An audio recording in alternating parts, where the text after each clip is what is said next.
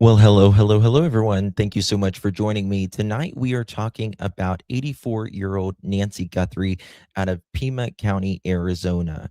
Her family says that they went to her home at 11:56 a.m. Tonight, we're going to be speaking about what did they see when they walked in? What did they first check? And what did they call? When did they call out the 911 call for her? There seems to be a time gap that we need to look a lot further in. There's some very interesting things that we're going to talk about tonight on the other side of this. I've walked through storms in scars and grace, smile through pain with a painted face. Moja Girl, welcome. They call me too loud, too much, too strong, but honey, that's the reason I belong. Every scar's a scripture, every tear's a hymn. I found my worth where the light grew dim. They tried to break me, but here's a twist. I turned my pain into a clenched fist. I'm an unbreakable woman, born of fire and pearl. I shine like grace in a reckless world. You can test my faith, you can shake my plan, but I'll rise again. Just watch me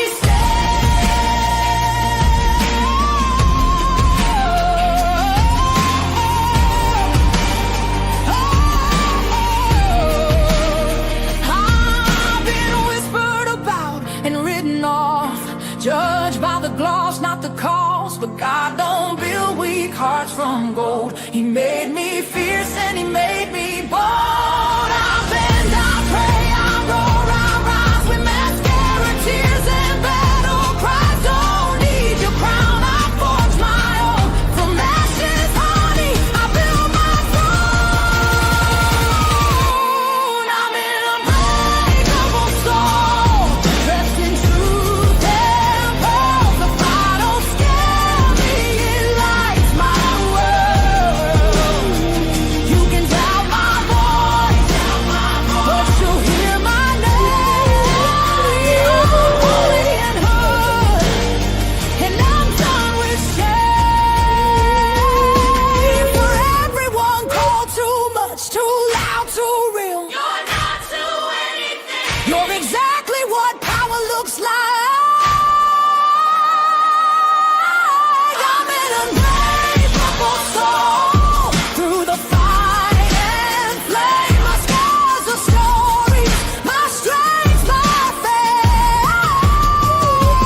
Faith in my heart, fire in my curls, forever divine.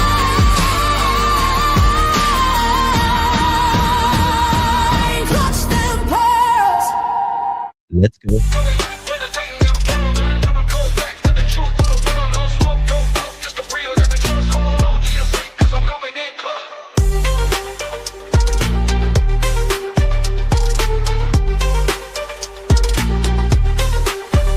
Coming in clutch, better tighten them pearls, dropping cold facts. Got the truth for the world, no smoke, no fluff, just the real that we trust. Hold on to your seat, cause I'm coming in clutch.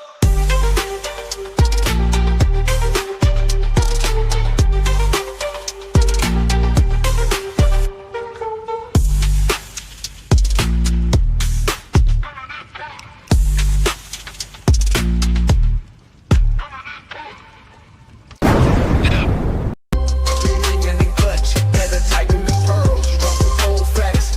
Got the truth for the world, no smoke, no fluff, just the real that we trust. Hold on to your seat, cause I'm coming in clutch.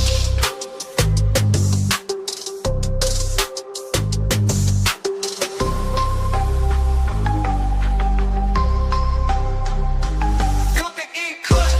Thank you so much, Mr. Mama. This is yeah. Appreciate it. So thank you for your rolling in, please. Coming in clutch, better tighten the pearls, dropping cold facts. Got the truth for the world, no smoke, no fluff, just the real that we trust. Hold on to your seat, cause I'm coming in clutch.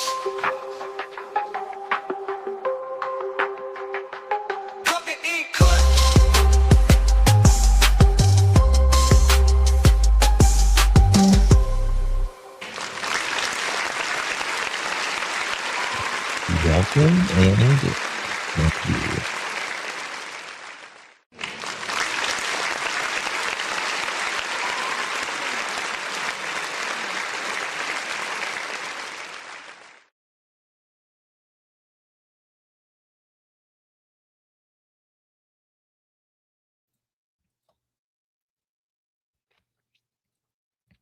Well, hello, hello, hello, everyone. Good to see you all. Thank you all so much for joining me. Really do appreciate your time. You could have chosen to be anywhere on YouTube. You have a lot of options, anywhere on the internet, anywhere in the world, and you chose to be right here. I know your time is very, very valuable, and I do appreciate you spending some time with me. Today is May 11th, 2026. It is currently 8:11 p.m. on the East Coast of the United States. Well, good to see you all. Hello, beautiful pearls. Thank you all so much for joining me tonight. We're talking about the Nancy Guthrie case out of Pima County, Arizona. And we are past the 3-month mark now and still yet no arrest.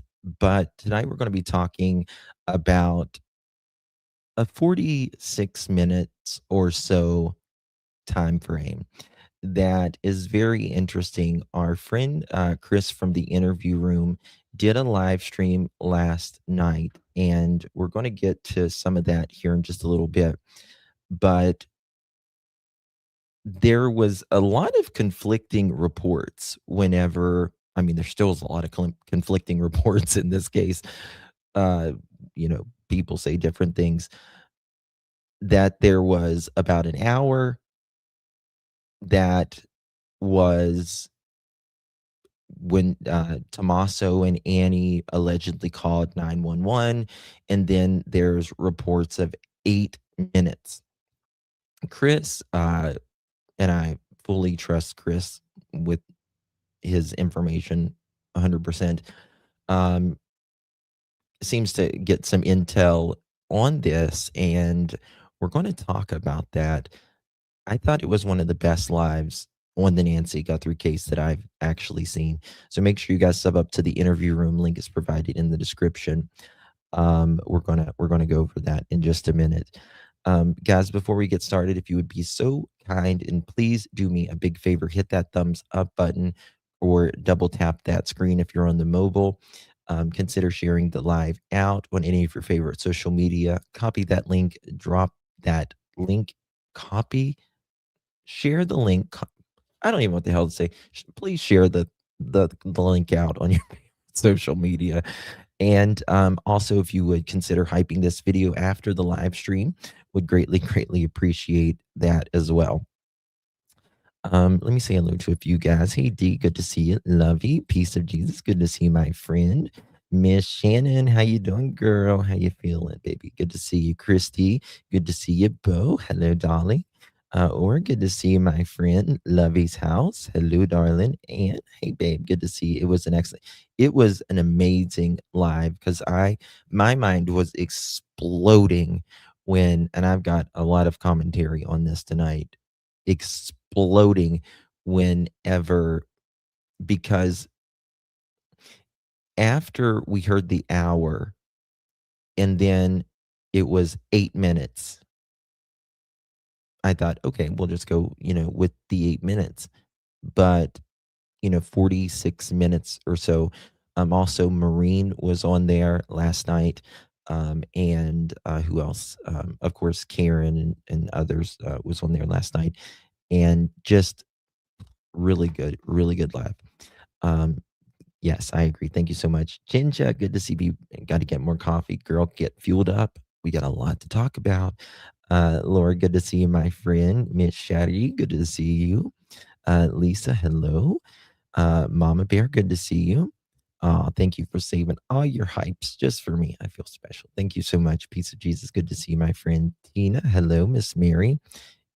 It was an amazing live, amazing live. And I've got a bunch of my thoughts here that I've got to talk about, and a lot, a lot. So get ready for it. Hey, Raw Beanie, good to see you. Baby, good to see you as well. Good to see everyone. Hey there. Deborah Christie. I feel like if I don't say hi to all of you guys while you're coming in, I feel bad. Good to see everyone. I love you all so very much. Also, I need to show you something. Um, did y'all see this? Okay. Ooh, what's this? Someone just sent this to me. Patriot did an interview yesterday and talked about two individuals. They robbed a jewelry store, um, precious stone shop in Colorado and haven't been found. Also, the gem store that was going on. Let me just show you this real quick. Someone just sent this to me. Um, this was shared on Facebook. Excuse me, 58 minutes ago. Patriot Pride YouTube did a video yesterday and they talked about these two individuals. They robbed a jewelry store and precious stone shop in Colorado and haven't been found.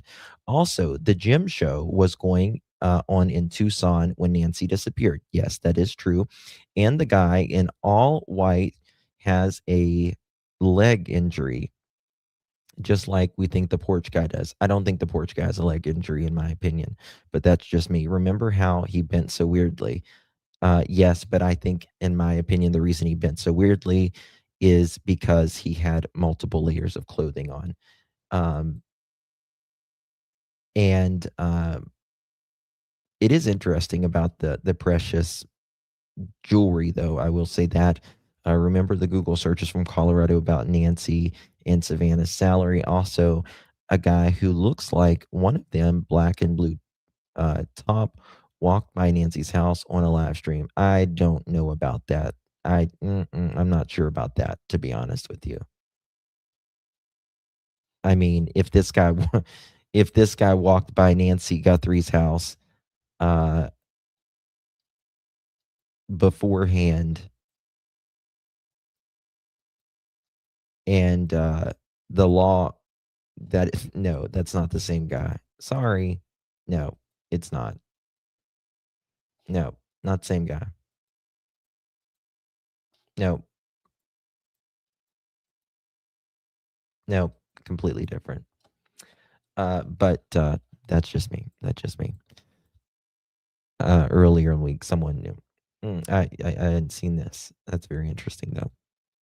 So, also, there was something that, who was it? There was a CFA message from the president 2026, Catalina Foothills Associates, dear. If anybody has this, can you send it to me? I asked them to, I couldn't find it where, if anybody's got this, could you send it to me? It's just blurry. I can't read it. That Catalina Foothills Association. I wanted to read that, guys, to you as well. Thank you so much, Roseanne. Appreciate you, my.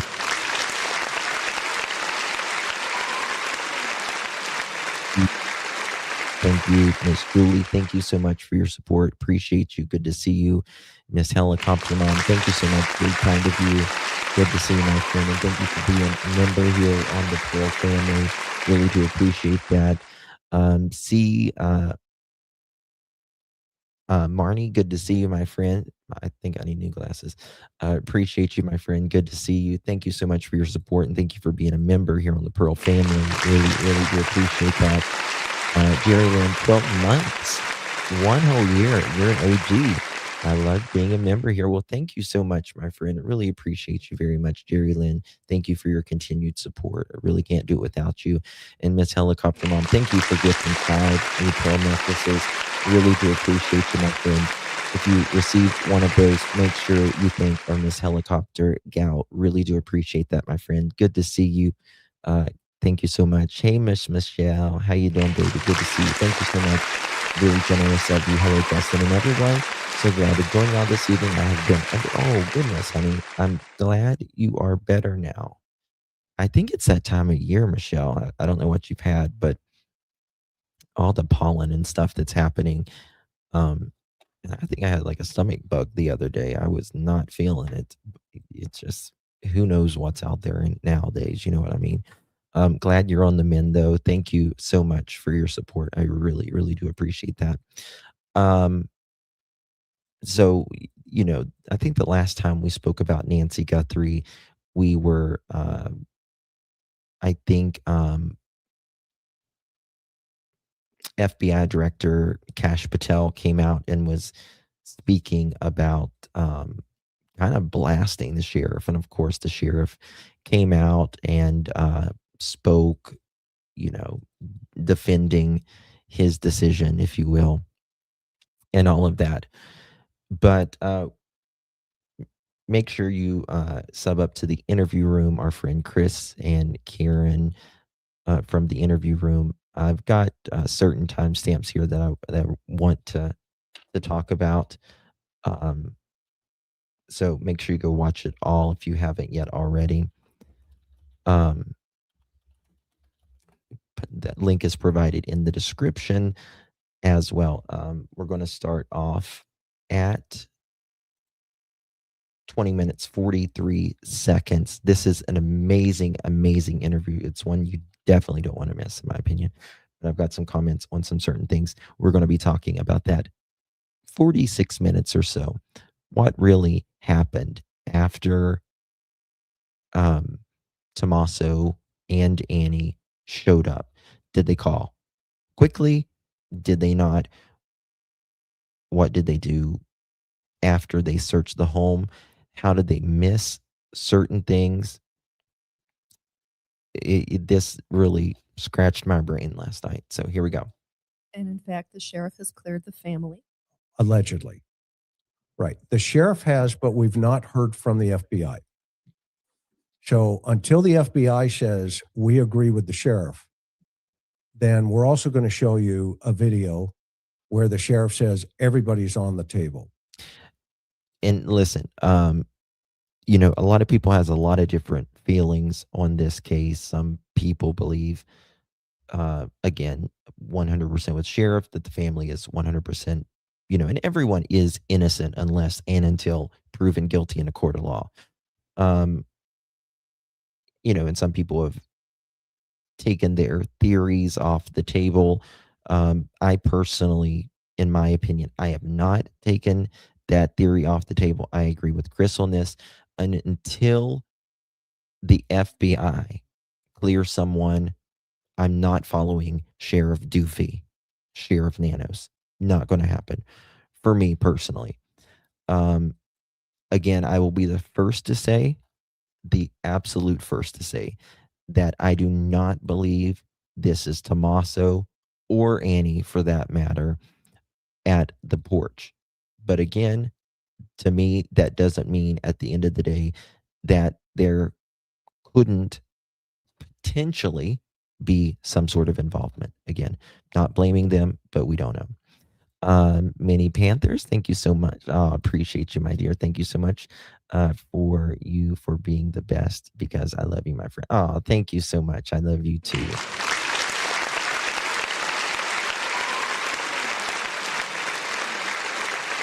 Much love to you, my friend. Good to see you. Glad I'm not going to be the jury in Arizona. Just saying. I know, and I think Sheriff Nanos has done a very big disservice to this case because of some things that But he either said.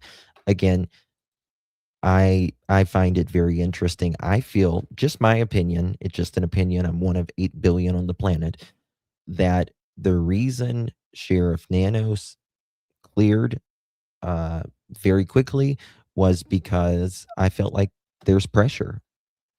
Literally the day before, he said, nobody's cleared, comma, not even the family.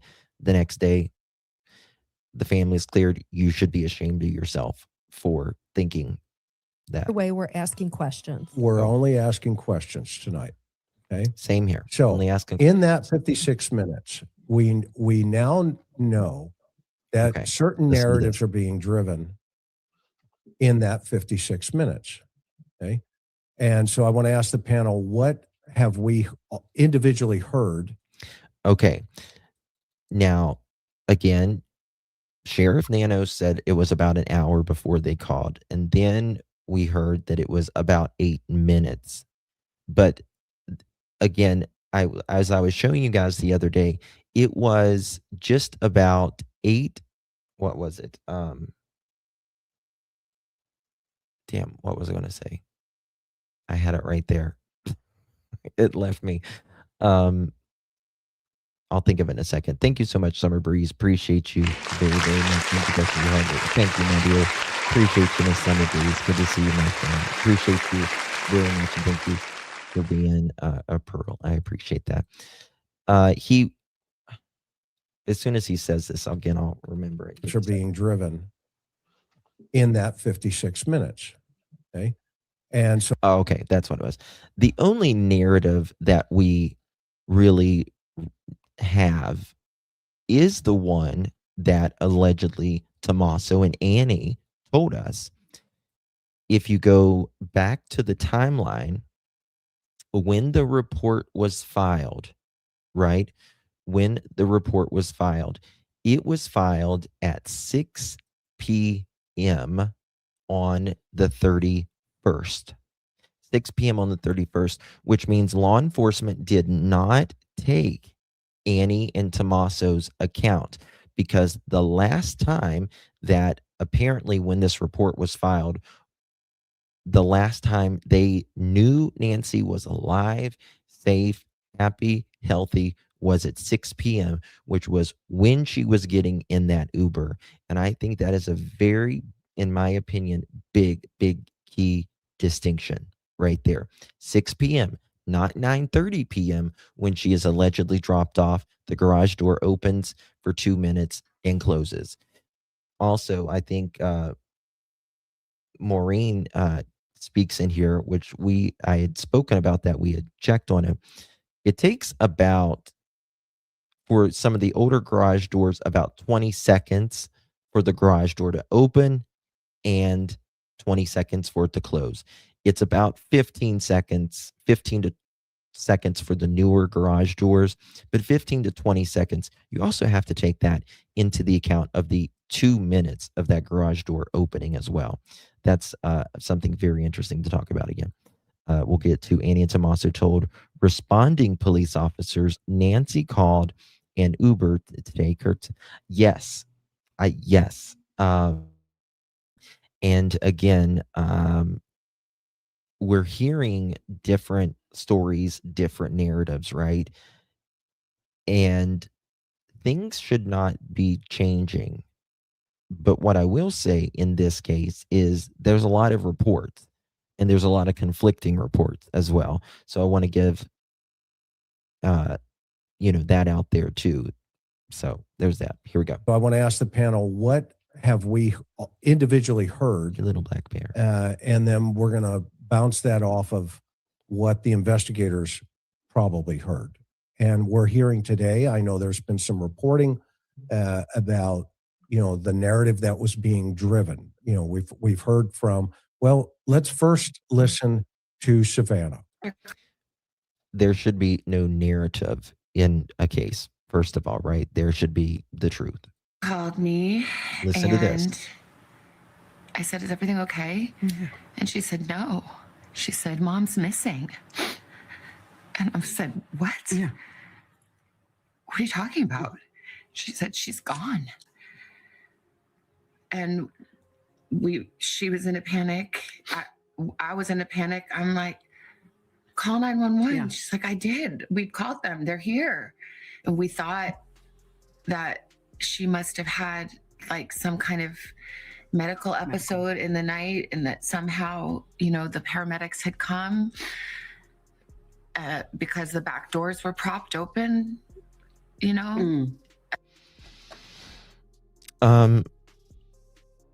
Again, so this is the thing. Let's just think about that for a second. If there is this medical emergency in the nighttime and Nancy was taken to a hospital, once she was at the hospital and she's there alone, they are going to call the next of kin. She has a pacemaker that can always identify who she is. Her stuff by her bed, right? Purse, insurance card, everything like that is by her bed. So they would be calling next to kin. And I'm sure Tommaso and Annie would have been notified by then, right? So, I mean, I understand in the moment you might think, because you're trying to come up with a situation, right? I get that. But to me, it's a little strange. It's a little strange. And especially, we've said this other part ad nauseum, but if she had called 911 in the night and police are there, right? Because Savannah just said, we've called them, police are here, right?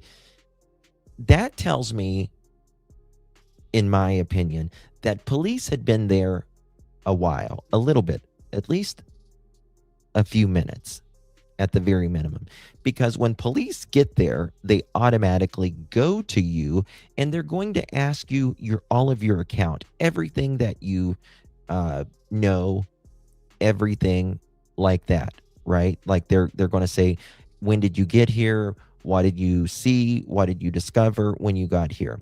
And you're not, that's why most people call before. They call their family members, right? Friends, neighbors, before they even call 911 a lot of times, especially before Annie and Tommaso got there, right? Before they got there, I would have been calling, hey, have you talked to mom today? We're on our way over. Or before I got in the car even, have you talked to mom today? When's the last time you heard from her? Church lady that she goes to church with said she didn't come over. It's a little weird. We just dropped her off at 9:30 last night. I would have done that. But afterwards, right after they had already called police, and the police was there, according to Savannah, we called them, they're here. They're going to take all of that information and you're going to have to talk to the police for a minute. They're going to talk to you. So that tells me that the police had been there for a little bit of time, in my opinion, until they called Savannah. How long? I don't know, but you've at least had to tell police something, right? You're not going to call police show up, and then as soon as they show up, you're not going to get on the phone while they're just standing there looking at you, asking, why are we here? What's going on? Right? So there's that. Nana, thank you so much for the gift, my dear. Really, really appreciate you. Thank you so very much, my love. Really do appreciate that.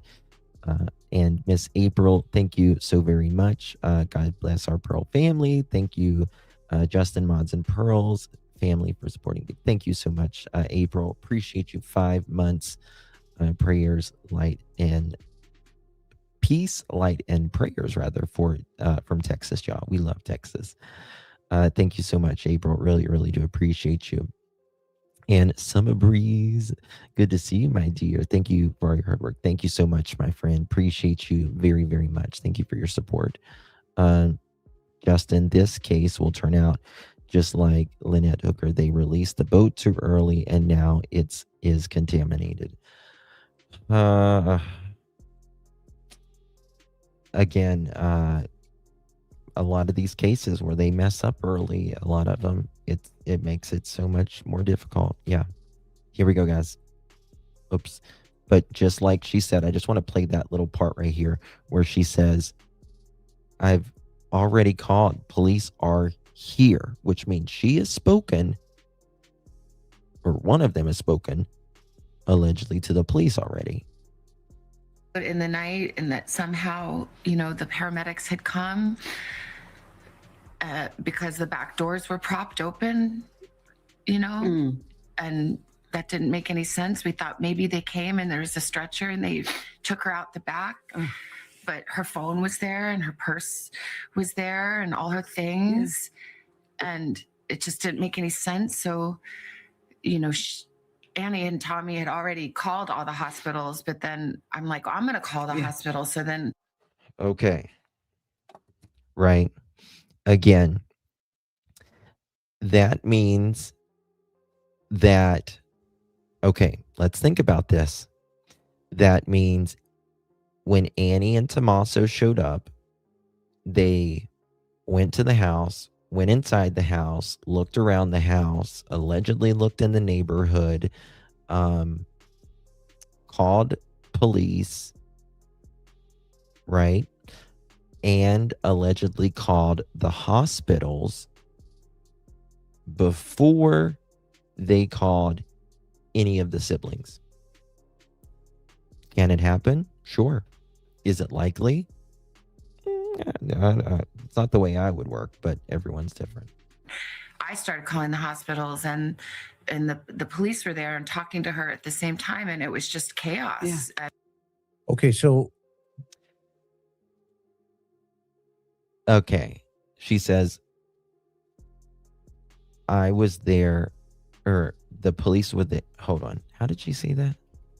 So then I started calling the hospitals, and the police were there and talking to her at the same time, and it was just chaos.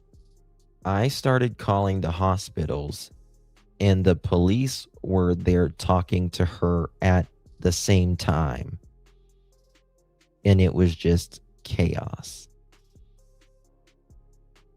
I guess maybe multiple phones. Yes. Okay, so that's a pretty sincere statement. I agree. Would you guys agree? Yes. Disagree?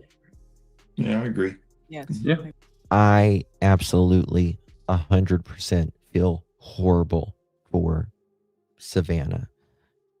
I don't know why anybody would blame her, because the woman has nothing to do with the disappearance of her mother. I think she's might be very, very confused, or even manipulated.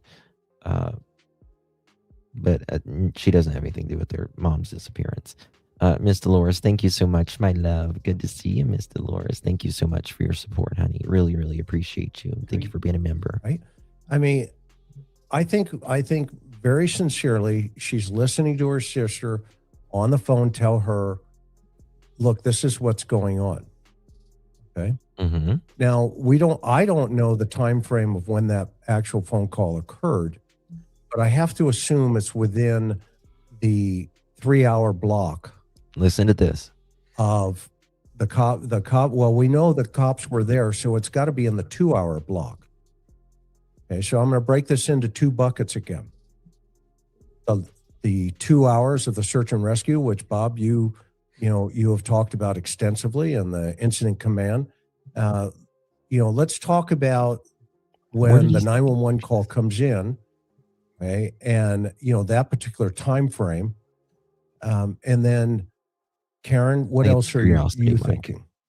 Well, our sources have listen to shared this. with us that the family told the responding deputies that they arrived at the house. They looked around the house. They couldn't find Nancy. They looked around the immediate neighborhood, which doesn't mean they searched the neighborhood. The inference was like exterior of the house. They didn't find her. And that was done before. And then they called 911. Okay, so they get there. They see something is weird. Back doors are open. We don't really know the entrance that they went in, but clearly something was going on. Back doors open. She's not there. The main factor. They search the house, search the yard, and we'll say canvass the neighborhood. That's the word I'll use, which doesn't necessarily like an in-depth search, but they're looking around the neighborhood in this time frame, right?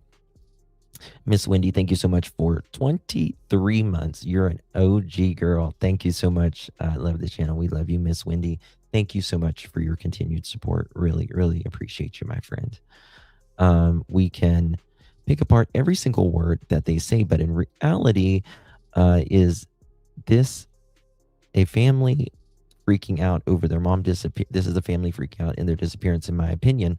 I'm not sure I'd be thinking rationally if I were in their shoes. And you're right, Pugs. You're absolutely right. And this is the thing I always say. Even if someone is 1,000,000,000% interest in these cases, not everything will always make sense to us. Not everything.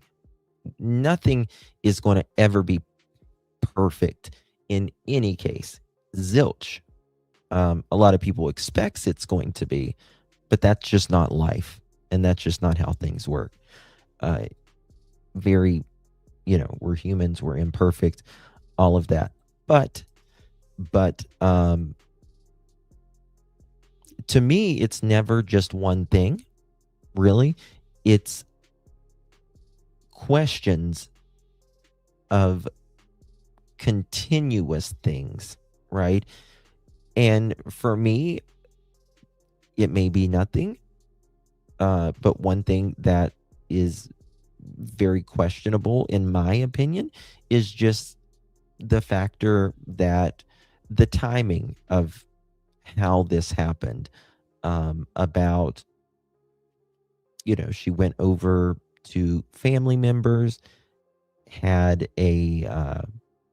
allegedly a dinner, and this game, she went over there with an Uber, but she's also dropped off in this allegedly 2-minute time frame that just is very weird to me. And we'll talk more about that here in a second. So that's what's, and it's also on a weekend. Again, I do not think for a second that Annie or Tommaso was at that house at the 2:00, hour in the morning at all. But to me, there's still questions, I mean, if you've watched my channel, you guys, I personally believe this person in this photograph is out of the country right now. Okay, and awfully so quiet. if that is a narrative that was shared with the police, and we've got this firsthand from investigators, okay, what does that mean for 56 minutes? Does it take 56 minutes to do that, is my question. And then Okay. the obvious question is, Okay, 56 minutes. Again, Sheriff Nano said an hour, and then we are told 8 minutes that they called. 8 minutes is reasonable. I don't know if 56 minutes is, but listen to this. What does that mean for 56 minutes? Does it take 56 minutes to do that, is my question. and then the obvious question is, was the blood seen on the stoop? That's the obvious Was it question. or wasn't it? That's the obvious. Thoughts? Okay. Was the blood that Inton first told us, I don't know if some people say that he was the one that actually discovered it.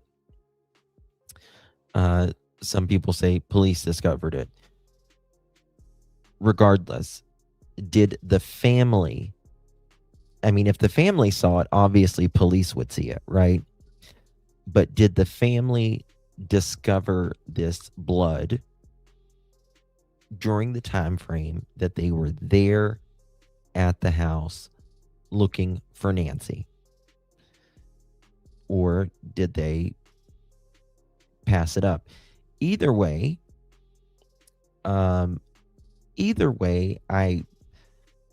for me, like, you can be in such a frenzy, in such a panic, looking for someone, that you can miss a lot.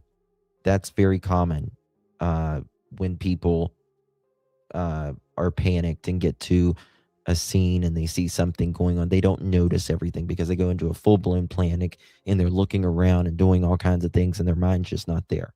So they could have easily missed it. Don't know. I don't think it's that long. If it were me doing it with Tommaso, yes, that's a very long time. Listen to what Maureen Or says if it here. were just one person who was really effective and fast and systematic, I just think that Annie walks so slowly. We saw her coming down the driveway. Every time we see her, she just moves very slowly. I thought this was a great observation by Maureen about Annie's movement. And if you're going through an entire house and walking around the casita in the back and walking to, outside those little gates in the back to look, and then you're walking very slowly down the driveway to look down the street and maybe go to one neighbor's house. Well, good question. Joko says, what about the glass and the rocks? That's a very good question, right? Did they notice the glass, the rocks? Did they notice the back light broken? Or did they just notice that she was gone and that the back doors were open? We don't know. Because everything that's been put out is, for what we know, the account of what Annie and Tommaso told police. Could see that taking her 56 minutes, but with both of them there and Tommaso being young and fit and whatever, that would almost cut that time in half for me. So at that point, it starts to look like it's an excessive amount of time for all that to happen before they call the police. Right. So this is not one person.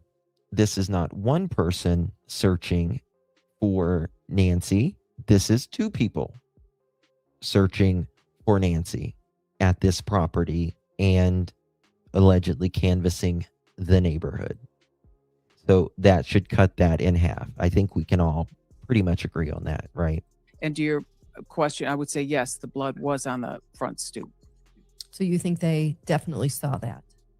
Well, if they didn't use the front door often and they didn't even go out the front door and they went out the garage door, the back doors were propped open, so they would probably assume that's how she got out no matter what happened. Walk out there, open the garage. They probably opened the... Okay. Now, I can understand them going in the garage door. I can get that. You usually go through the same door you always go through when you enter a house. But once they get in there, right, and they see that there's something wrong. Nancy's not home. She's not in her bedroom. She's not answering when you're calling out to her. Mom, Nancy, however they addressed her. And they're looking around the house, right? And then you discover back doors open in the house, right? You discover back doors open. Once you discover that back door open, you're probably going to walk through that back door because it's open and that piques your curiosity, right? You're going to go through the door that's open because it's open. Maybe she's out there. That's the way I'm going to head. I don't think you're going to go back through. You're just not going to walk through those doors and you're going to go back to the garage, open the garage door, most likely again, whether it's a button, a keypad, or whatever, and go back out that way. You're probably going to go back out. You're going to go out the doors that are already opened because it piques your curiosity. Garage when they pulled in. Is it an excessive amount of time? I would say yes before I would call the police, because even if it is a walk away, the cops can help you find her, right? Yeah, and what- yeah. which leads us to an observation. The garage. Okay. Okay. We've spoken about this garage too. One thing that I've spoken about is this broom, the way it's laying, this bottle. This could be from the scene. I guess the broom could be too if they're sweeping up something. But I just don't think that Nancy would keep a broom in a bottle like that. Also, another thing that I noticed is that she keeps a trash can inside of the garage as well. There's trash cans outside in the little section over there where the dolly is, close to the garage. But there is also a trash can that she keeps in the garage. Now, Chris is going to talk about these Duraflames. He makes a very good point about this. A couple of things I want to point out here in the garage. Number one, if you look at those Duraflames in the back there's a whole case of those Duraflames. Yeah, those logs, yeah. Now, She does buy a lot of those. we Duraflames. know for a fact that an 84-year-old woman is not going to move that case around. So it would be Right. Those Duraflames are very, very heavy boxes. I don't know if you've ever lifted them, but they're very, very heavy. She is not going to be able to lift those boxes at all. logical that somebody strong enough would be able to move that box of Duraflame around. Okay.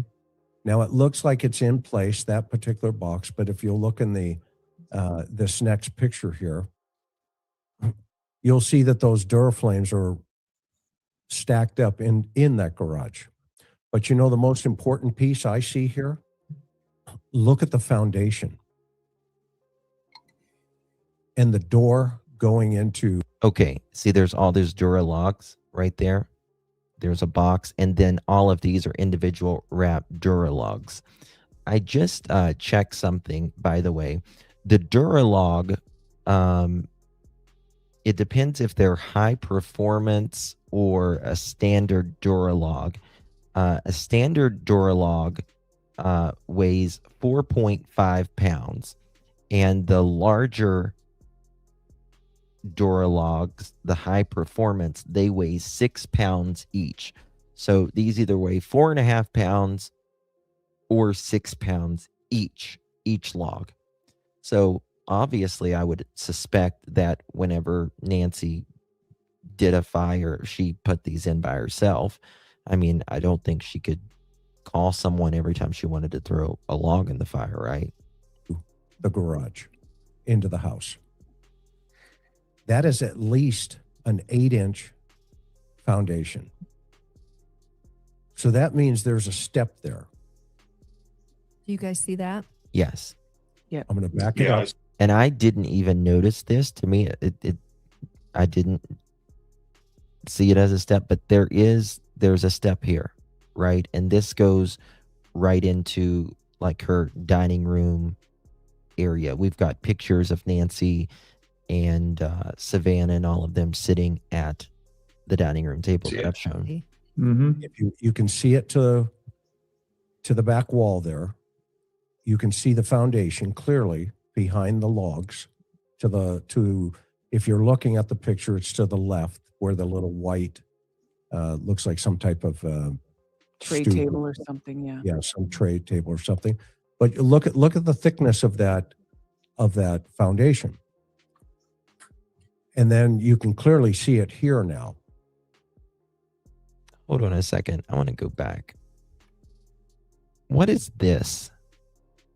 What is that right there? Does anyone know what that is right there? To me, it looks like an air conditioner filter, like one of those air conditioner filters that you wash or something. You see what I mean? Let me make it bigger for you guys. What are those? To me, it looks like one of those air conditioner filters or something. I don't know. Foundation. And then you can clearly see it here now. All right. I can take a The reason I screenshot, think hold on. this is, Let me go back. Yeah, I'll take a screen. We'll zoom in. Let's see here. We'll look at it. Here we go. Check this out.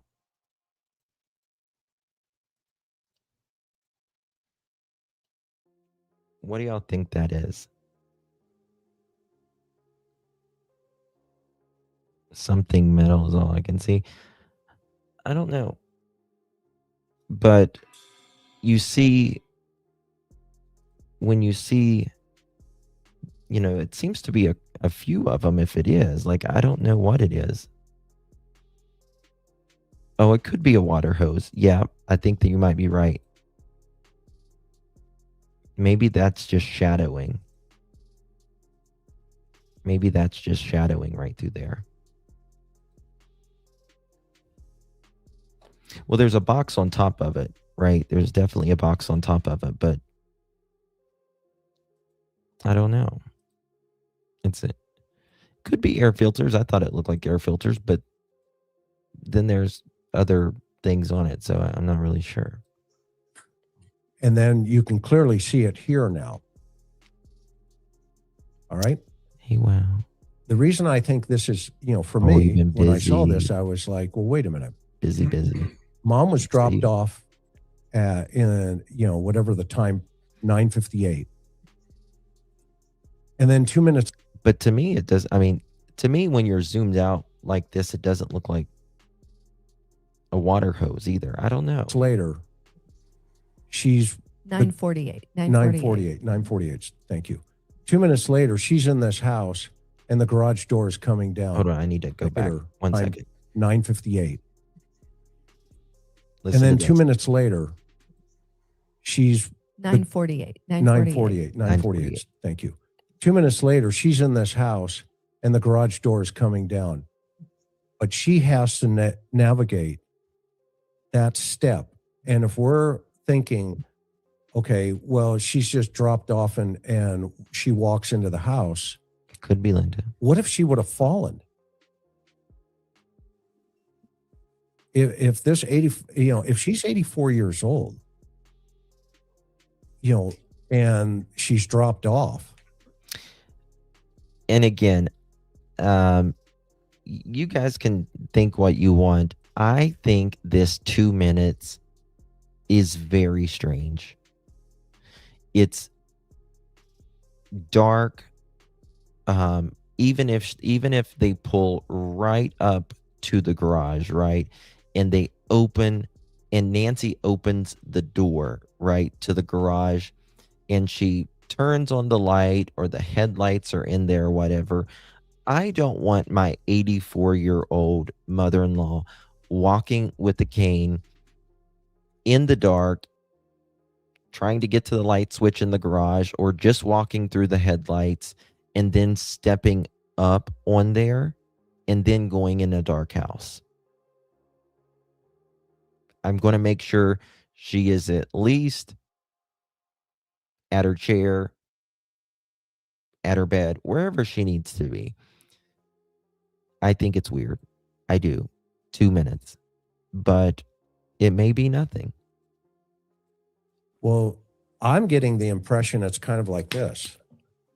I agree.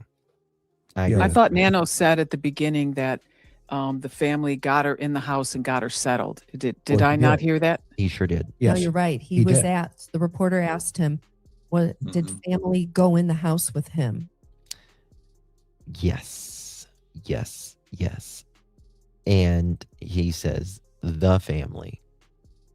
And His answer- response was the family's.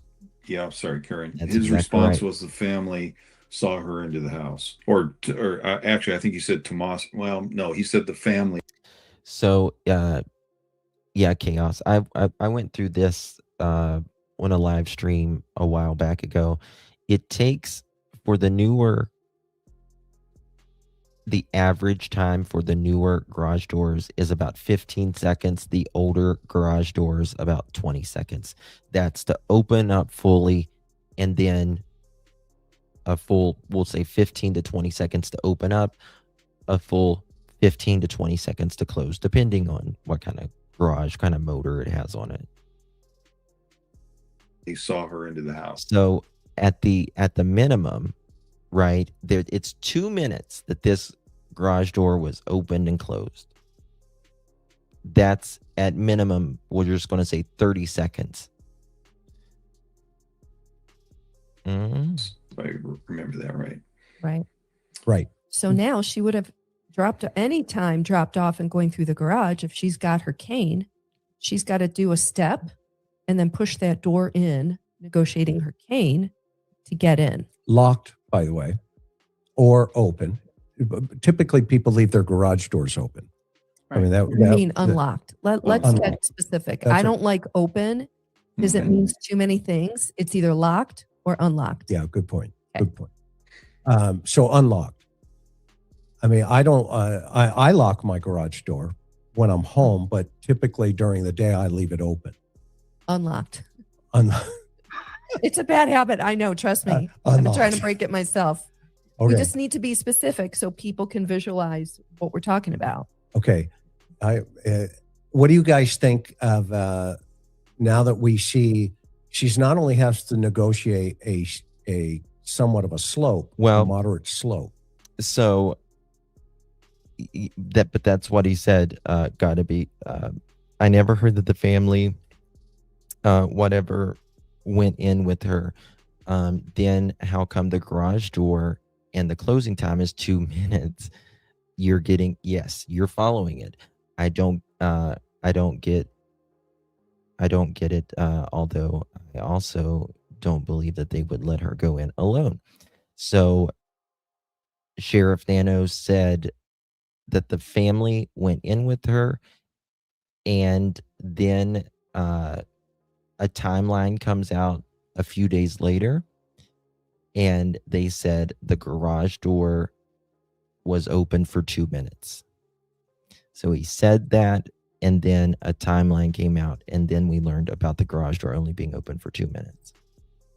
But now there's an internal step that she has to step up onto. Okay, hang on. I just had this thought. So let's assume her car is parked in that spot, typically. If she's dropped off, now it's a much smaller area to get out of the car, her daughter's car, and to pass her car and get in using a cane. Which you brought up the next point we're going to point out. Look at the positioning of the car. Okay. It's almost in the way of getting clearly to that door. Correct. So I find the positioning of the car really interesting. I have not heard that Nancy left her doors open. I know the neighbors left the door open. You have to walk through the house too. Then why does she lock the front doors and has multiple locks of rest? I don't believe Nancy left her doors open, in my opinion. I just don't. If the cars pull into the garage, 2 minutes is the time for her to get out of the car, open the back door, or if she's sitting in the front, and go in. Then T just backs out. Watch a timer count down 2 minutes. It's longer than you think. It is longer than you think. You're absolutely right. A lot can happen in 2 minutes.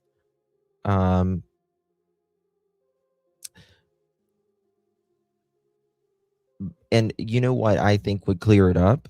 You know what I think would clear a lot of it up? Is if they released the Lyft or the Uber video, seeing Nancy getting in, but specifically getting out. And I think it is John Lamb here. He makes a point here in a minute. You know, it's harder for people to get out of the car generally, especially if they've been sitting for a few minutes, right? Especially an 84-year-old. But again, that 2 minutes, she might have just, believe me, I personally believe Nancy made it home and that something happened after she got home. I do. And a lot can happen in 2 minutes. I absolutely agree. What I don't agree with is, like Chris said, just not going in, not making sure she got in safely. You know, they are essentially the caregivers to Nancy. I would not want my mother-in-law walking in a house, her own, anybody's house, by herself at 9:30 at night. I just wouldn't. I think it's just not good, in my opinion. It's not what I Interesting did for with my somebody grandmother. who is having a difficult time because of age, getting around. But this Now, is after the car a lot of was people aren't returned by ginger. law enforcement, correct? No, this is the FBI evidence response team in this picture. This would have been in the first couple of days of So the it was investigation, before they correct? So it's removed before it was I towed. believe it was haven't even before towed- they towed it. They haven't even towed it. Okay, Yeah. so Your so, guys, Maureen. so That's your- Nancy, They're not dressed like Nancy- PRT people. They've got the black trucks out in front. let's That'd have assume been Nancy Tina? parked the car there. And go back to that picture with the car. She's parked it in a way. She's got plenty of room. She's got a couple feet over to the right side, but she parked it fairly close to the door and in direct line with the door. And so I would think that she does that routinely. And she gets out, she uses her cane. She might even, have the car parked that close in the event that she falls, and she can fall up against the car. I think that's a very good point. It could be a way to push yourself up even on that little step there, if she would fall or trip or whatever. And then she makes that step up into the door. I'm not too bothered with that step. either. I mean, I see your point, Chris. It's definitely there, and she has to navigate it. But There is not proof of anything, Lori. There is not proof of anything, right? Everything we know is essentially what either law enforcement has said or what allegedly Annie and Tommaso have told law enforcement. And they're going allegedly off what Annie and Tommaso has told them.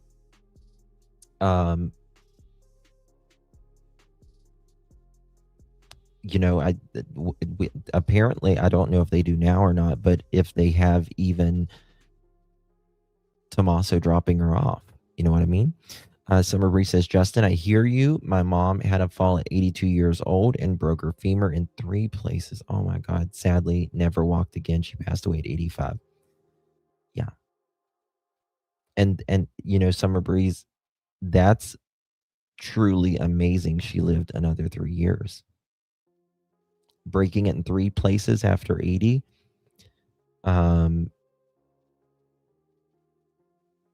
After you break, I mean, some people live another, it just depends the health of the person, but generally after 80 years of age, you have generally less than a 75% chance of living another year. Yeah, it goes down significantly. Considering where the car is, But it depends right on the there, health. I would say that she parked it there and used it, as I mentioned.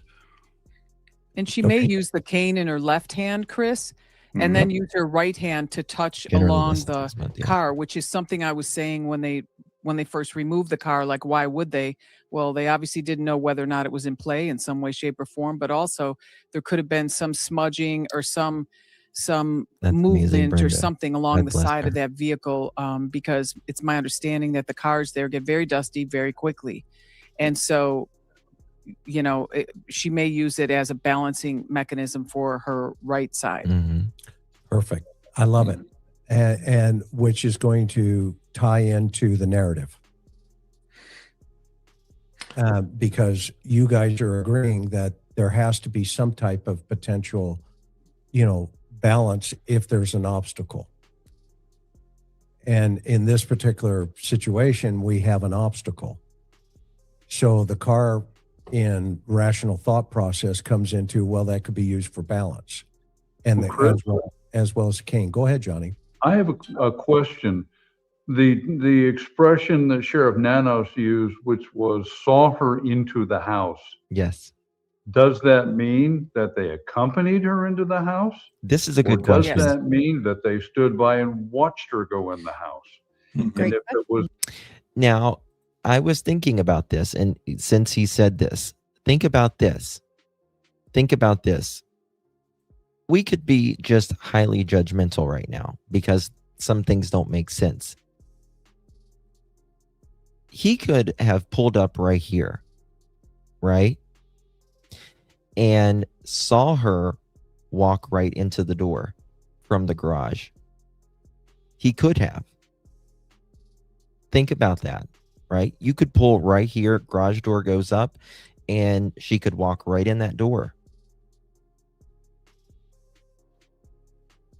But the way Sheriff Nanos said it, it made you kind of think otherwise. But I think that is a great point that John made here. I can see that happening. Again, I would have still walked her in, but everyone's different. accompanying her into the house, the 2-minute sequence seems to me to be extremely abbreviated for the family to accompany her into the house, make sure she's settled, and then leave. You just can't. I just don't think that from what I hear, he did not go in the house allegedly. There was no going in the house. It was, she got out, door opened, she went inside, and he backed out. Yeah. Unless he walked out the front door, but that doesn't make sense either because he parked outside by the garage.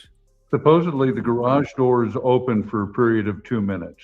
Mm-hmm. Right. But I'm agreeing with you. Yeah. What Sheriff Nano says is sees them into the house. We don't know precisely what that means. Whether it was literally saying they watched her go in the house. I don't think he said or they this. accompanied her into the house. My sister has mobility issues too, and we talked about this over and over. Yes, yes, Clad. And this is a very, very good point, right? So this 2 minutes that happened, it had to have been on an app because there was they were able to see where the this was opened and closed for 2 minutes. So like my garage door, right? I have either the clicker where you push, it opens the door, you push, you close it again. Or I have outside of my garage a keypad. I enter a combination, right? And hit enter, it opens, hit the combination if I'm outside still, and it closes. I also have an app thingy if I'm not at home and I need to let somebody in or whatever. I can use it from my app. If you use the combination, or if you use the clicker, it doesn't give you any sort of, there's no logging information. It just sends a signal. There's nothing that would verify a time or anything. So it had to be with some sort of app, right? My app tells me how many times it was opened, if there was a failure, how how many times it was open that day, how long they were opened, all of that. So it had to be something like that. And she's much younger than Nancy. And she said, Maureen, because we don't have the time when Tommaso and Annie showed up. However, they opened the door. if you drop me off outside that garage, I could not make it up to that door and in that door. Okay, listen what Maureen says right here. And she's much go in the house, or they accompanied her into the house.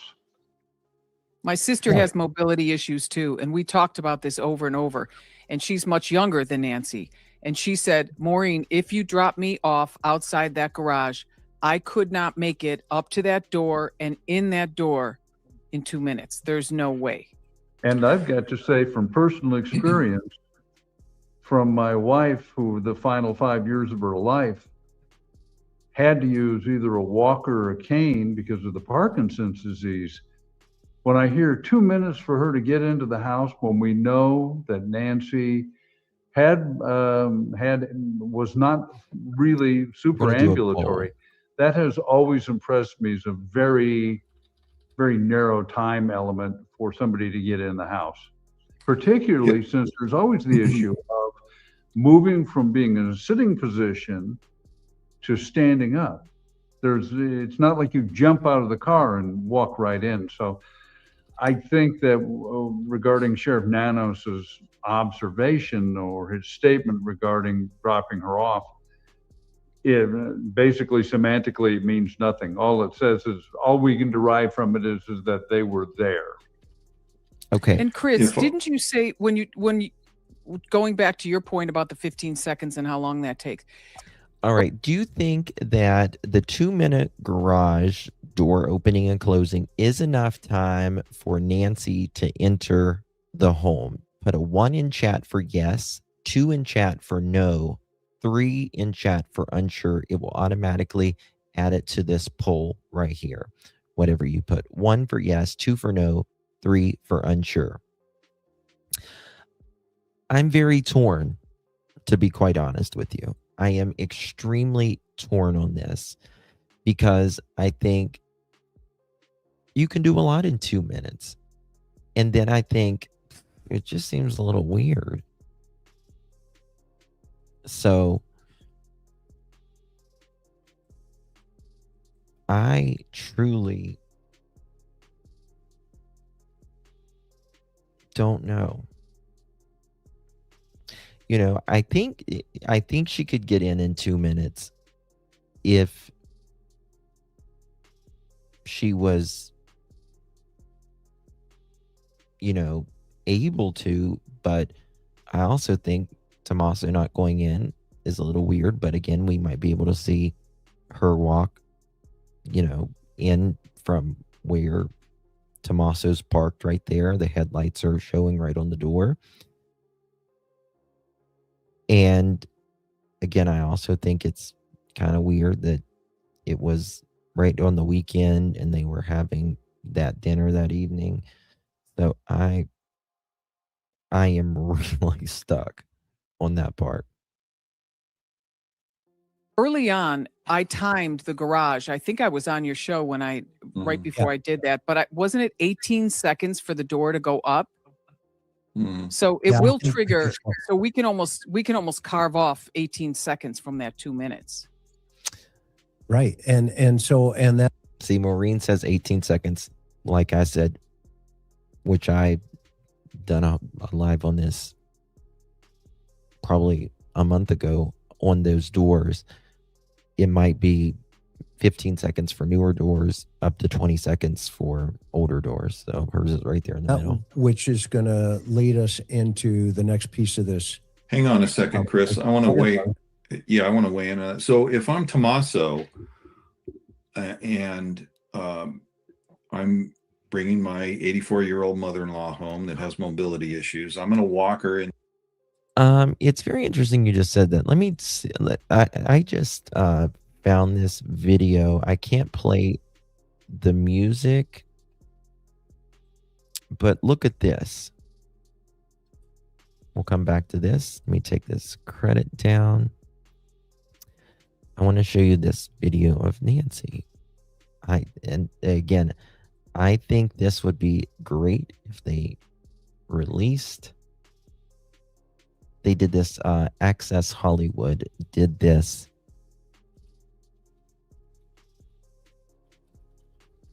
for Mother's Day for Nancy, which was very sweet of them, in my opinion. But there's some, I can't play the music, but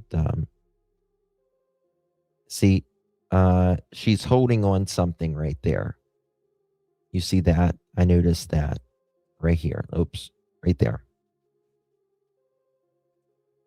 And she looks a lot better here than she did whenever she went missing.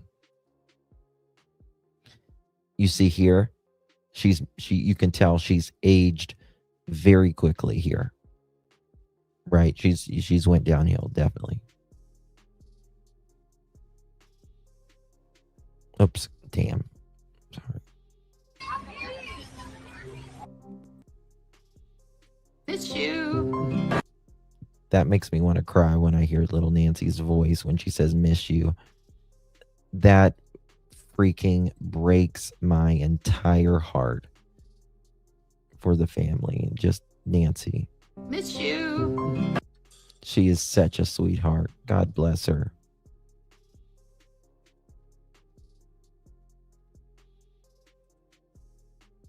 Now, look at the height difference right there. Did y'all notice that?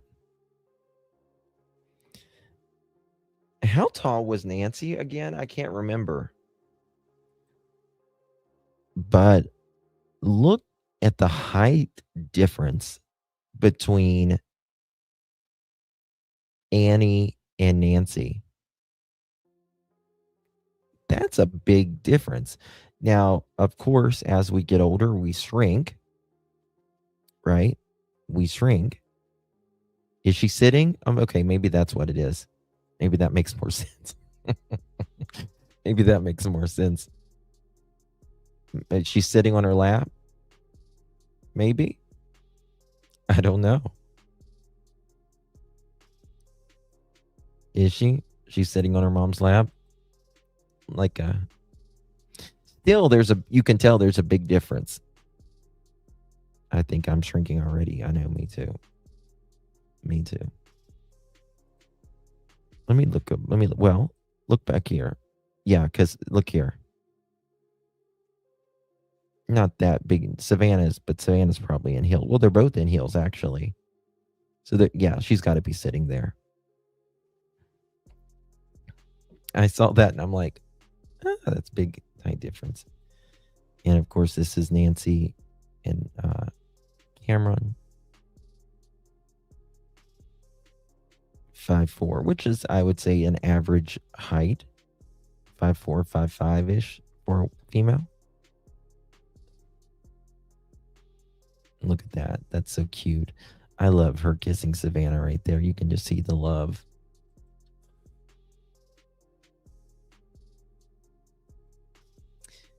And is that Nancy? To me, that doesn't. I mean, maybe her hair was different back in the day, but you can tell like she's older right there, right? And this, by the way, is the door to the garage right there. This was her dog that died.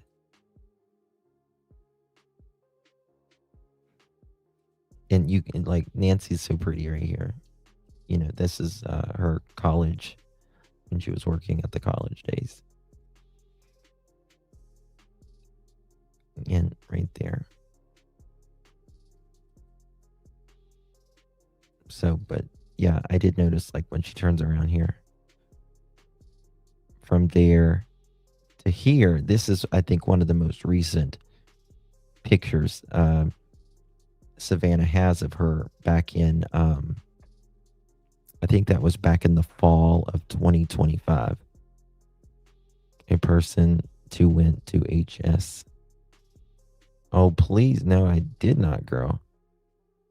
Where did you send it? I gotta see that, sister. Did you email it? If you have not watched this, he has a lady that went to school with Luke at about 1750 in the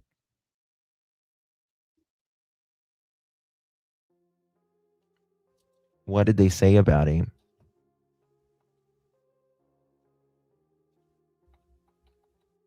What did they say about him?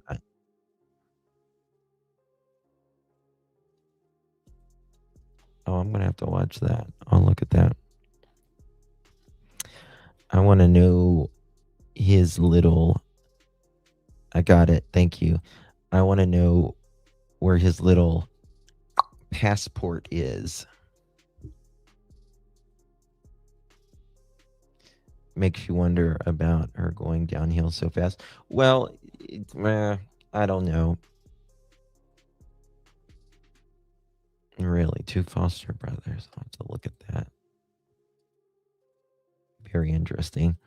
Okay, we're going to get back to this. I've got some stuff with Luke. Not Luke.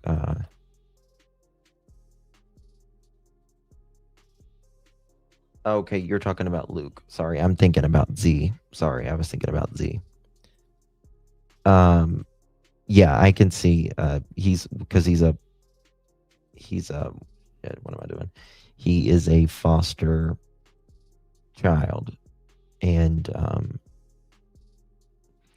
I think there's something. I still think that there's something. I don't think the FBI made a mistake. I just don't. Inside, and I'm not just going to open the door and then leave. I'm going to walk in, make sure that there are lights on. She most likely, in fact, I think we've heard this, that she has a walker inside the house that she uses to get around. And I think at 10 o'clock at night, it's obviously dark out. I'm going to, take a little gander through the house, at least the main area of the house, just to make sure everything is exactly copacetic in there. And then, Mom, do you need anything? Okay. I mean, whenever my grandmother, like, I took care of her till the day she died, like, whenever before she moved in with us,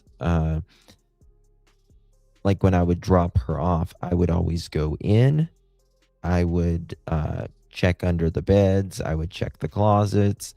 You would do all of that, not only for your peace of mind, but they're old, for their peace of mind. I would make sure she was in her recliner or in her bed, make sure she didn't need anything, make sure she took her medicine, just all of that stuff.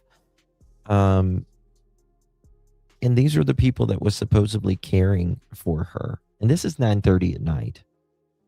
So,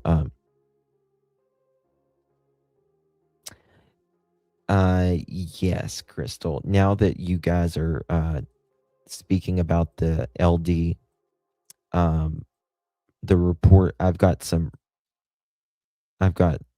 reports. That's all I can say. I've looked into some of that stuff. It's very interesting. I know what you guys are talking about now.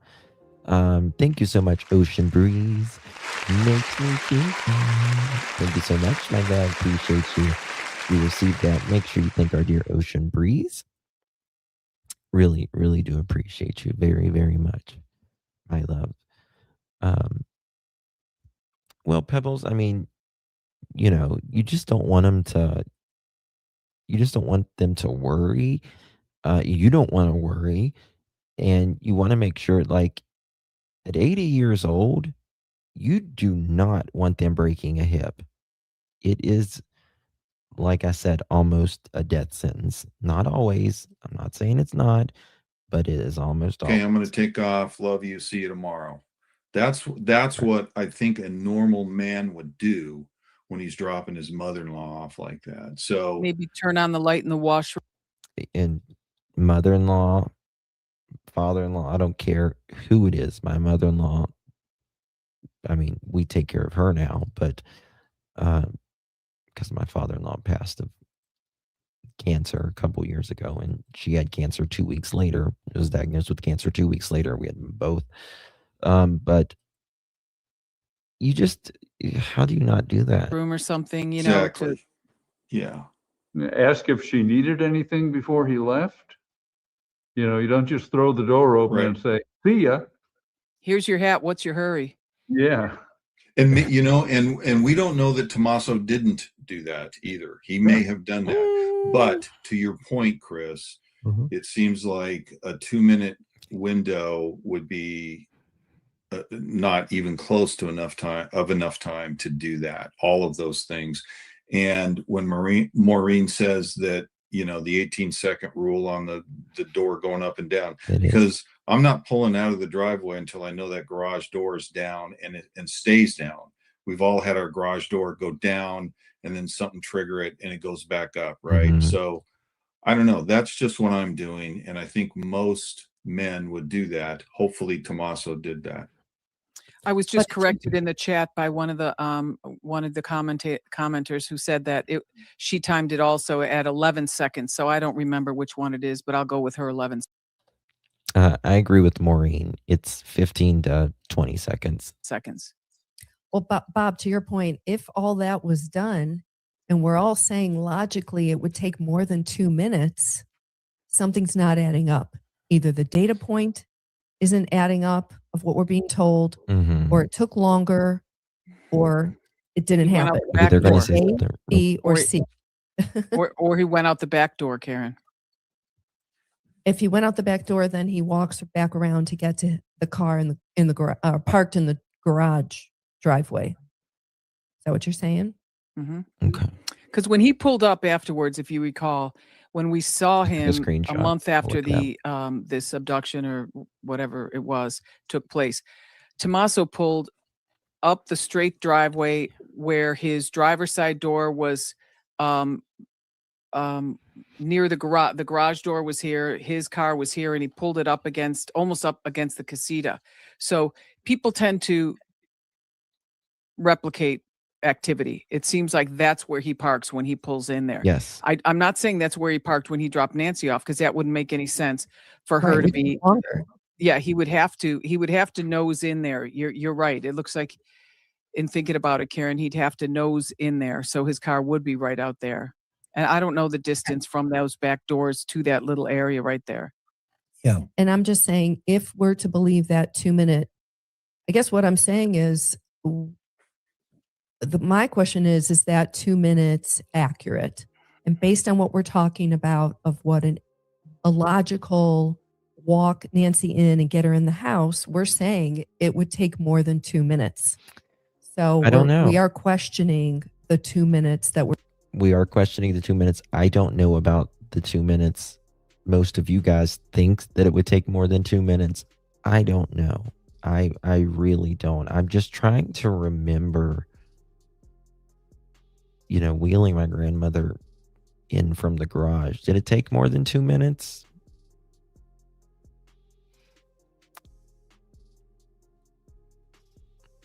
Maybe. But I had to wheel her in too, so she couldn't walk. We're being told from 9:48 when the garage door goes up to 9:50 when it comes down. Would that be accurate, Chris? It would take a right, longer, which was kind of the problem that we've discussed here multiple times about the next morning. I mean, we don't have a data point in any way, shape, or form about that garage door being utilized to when they show up. Simply Real, that's a very interesting theory. I've thought about that, and I'll tell you my opinion on that. Simply Real says, I heard another idea. What if the porch guy performed his part on camera to be the boogeyman? Then he took his mask off, knock, she opened the door because she knew him. In my opinion, this did not happen. Just my opinion. And I will tell you a couple reasons why. Number one, the boogeyman, if you will, That's all we know him as right now. He was there the 11th as well, wearing the mask, right? He was there wearing the mask. He was also there certainly the night Nancy went missing, obviously, but maybe even on the 26th. I don't think that this guy is going to pull off his mask. And also, if you look at the video, the part we can see, I'm not going to pull it up right now, but if you look at the video, you can see even the locks on the door. If he would pull off his mask, you can see the whole area rug right there. You could see his face. They could see his face. If this guy pulled off his mask, we wouldn't probably be here right now. I think FBI, law enforcement has a lot more footage that they just haven't released. And if they pulled off his mask, I don't think we would be here right now. I think they would have already made maybe an arrest, or if he did pull off his mask, because you could clearly see him pulling off his mask and, you know, Nancy opening up the door or whatever. It just doesn't make any sense to me. You know what I mean? Look for mom. Like, and I'm sure that they've gotten a lot more footage back. I would hope so. The FBI with Google, if they had his face, him pulling off the mask, why wouldn't they just show it? You know what I mean? At no time have the authorities released information yet. But we do need just about every theory. We need people to think, because listen, if this creep can figure out how to do this, you and I can figure out, if he can think of this in his mind, how to pull this off, we can think how he did it. We just got to figure out the steps and how he did it. About whether or not they even opened the garage door when they got there at 11. Chris, let me ask you, if this They was had your 56 minutes to do it, it sounds like. If this was your case and you were investigating, would you release the Sunday morning data point to the public? Yeah. And you would give them that information? Yeah. I think there's going to be a couple of things I would have done differently, but this is just me. Hypothetically. Yeah. Hypothetically, I would have told the public, and John, keep me in line here. We've done these things. Even after the camera was pulled off, right? Even after the camera was pulled off, why did he pull off just that one camera? Why did he just pull off that one camera? Why did he not pull off the cameras inside? You're going to see what Chris plays here in just 1 second. Many times. At this point, we have an 84-year-old woman who's, it appears she's disappeared out of the home. We have blood on the porch. The investigation is ongoing. We don't have any suspects or personal people of interest at this point. However, we will fill you in and give you updates as we go along. That's it. And when they say, well, how did she say? Well, she was discovered by her family as being missing. And right now we're investigating that, and we'll keep you informed as we start to make progress. Next question. And that's how, right? I mean, that's what I would want you to do as the PIO. I don't want you to go out there and, and do this. Disbelief. I've said this before. How cold did it get? Go ahead, Bob. Yeah, I wouldn't have given a timeline that strict. I would have been very vague. Okay, I'm going to fast forward to our next. We got to just did that. Yeah, great points. Well, That's information that was deliberate or accidental, but that's information that the garage opening and shutting that night, I'd have kept that just off the table. Just speaking for myself. Well, and along with the doors being opened in the back. Yes. Yeah, great points. Great points. And one of the things that we're going to show tonight is just that, that vagueness that the sheriff gave. And one of the most glaring pieces of the puzzle was when he was asked, well, is there blood anywhere? He goes, I'm not confirming if there's blood inside or outside. Well, that's a big yes. Well, but this is how he operates. I guess Yeah. where I'm going here. He's This all right, is listen his. to This right is here. his MO. And as a result of that, if this is his MO, why is he saying the family's cleared? Going back to the 2 minutes, and we talked about staging, and this is just a question. This is not an accusatory statement, but somebody staging a crime scene like that might stand at the outside buttons of the garage door and tap their toe for 2 minutes and then push the button and have it close. Okay. So, did that happen in this case? I don't know, but I think it's a relevant question under the circumstances. So here's my thought to that.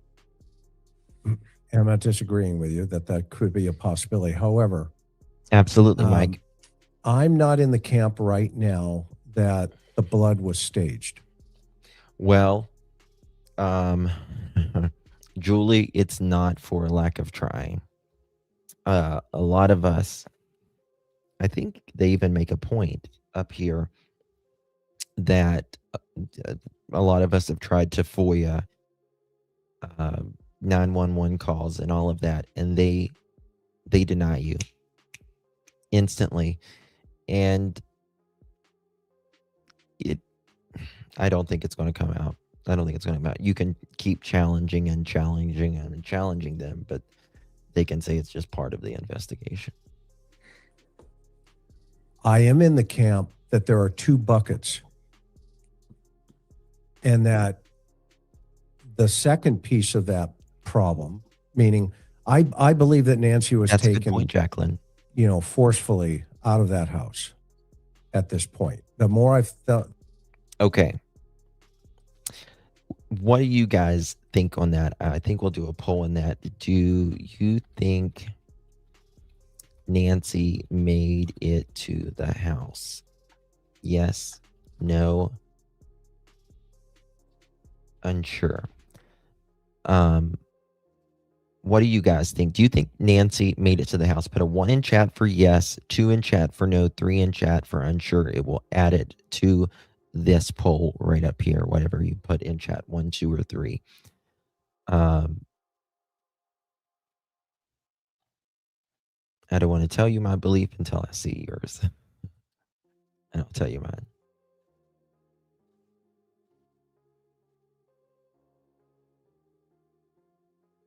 Wow. This is interesting. In my opinion, I believe she made it to the house. I think she made it to the house. I agree with Chris on this. I do believe she made it to the house. I do not think it's staged. Or I think there could be some staging, but it doesn't mean she didn't make it to the house, if you will.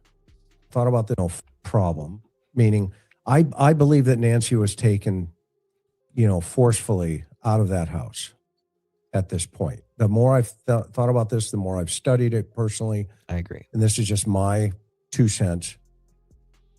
I think there is a staging element to this, but that's bucket number 2. And this is all the... I agree. I leaned more towards the inconsistencies post 11 a.m. I don't either, Deb. I don't either. Not before 11 a.m. I think it's pretty clear right now. There's something going on with the video, with the disconnect, with all the other stuff going on, with the blood on the porch. It's pretty clear that something happened the night before. I would say there was alcohol at dinner, Holly. I mean, we don't know that for a fact, but I do know Nancy loved a good cocktail. It's also clear to me that she probably knew who the suspect was because I've studied all of the videos. Listen to this. In that area around. I think this is such a good point Chris makes right here. And this really got my brain scratching right here. Listen to this. And I agree. Because I've studied all of the videos in that area around that time. And guess what?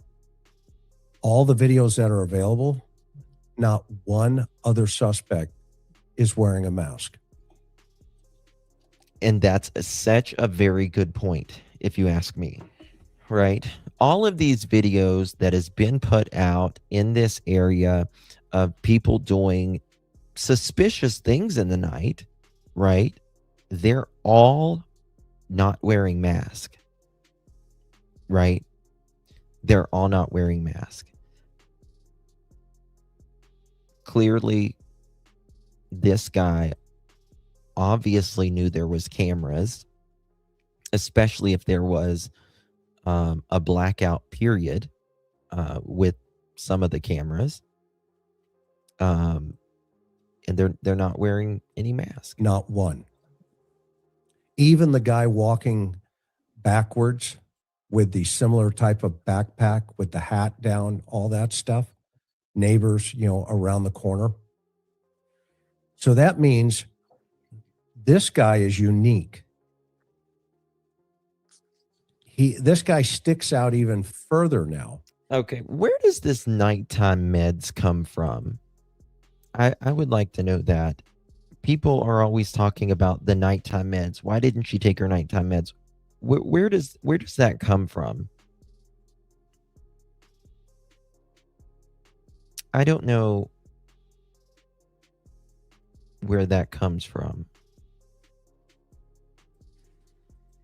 And to me, that meant almost like covering the victim's face and stabbing them.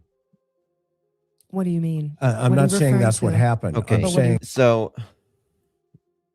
I don't think I think a lot of people confuse Chris right here. So a lot of times, if you know your victim, if the person knows the victim, right, they will cover their face, particularly after they're dead, because there's an emotional attachment to them, and they don't want to see their face. But Chris is saying here, this person covered up because they didn't want maybe Nancy to know who he was. I think personally there was a lot of cameras there, and he didn't want, I think Chris could be right, obviously, but I also think there was a lot of cameras there, and they didn't want him to see on the cameras. there's a personality, or there is a familiarity with the victim, with Miss Guthrie. Oh, Nano said And her the meds whole was still on the reason for counter? the costume is because the suspect is known to her and she's known to him. It's a shock and awe situation. Remember when that video footage first came out? Nano said her meds was still on the counter. Interesting.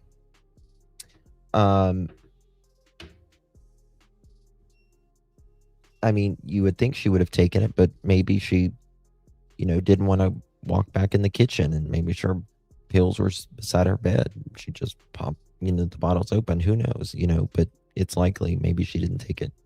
Savannah said it. Maybe I missed that.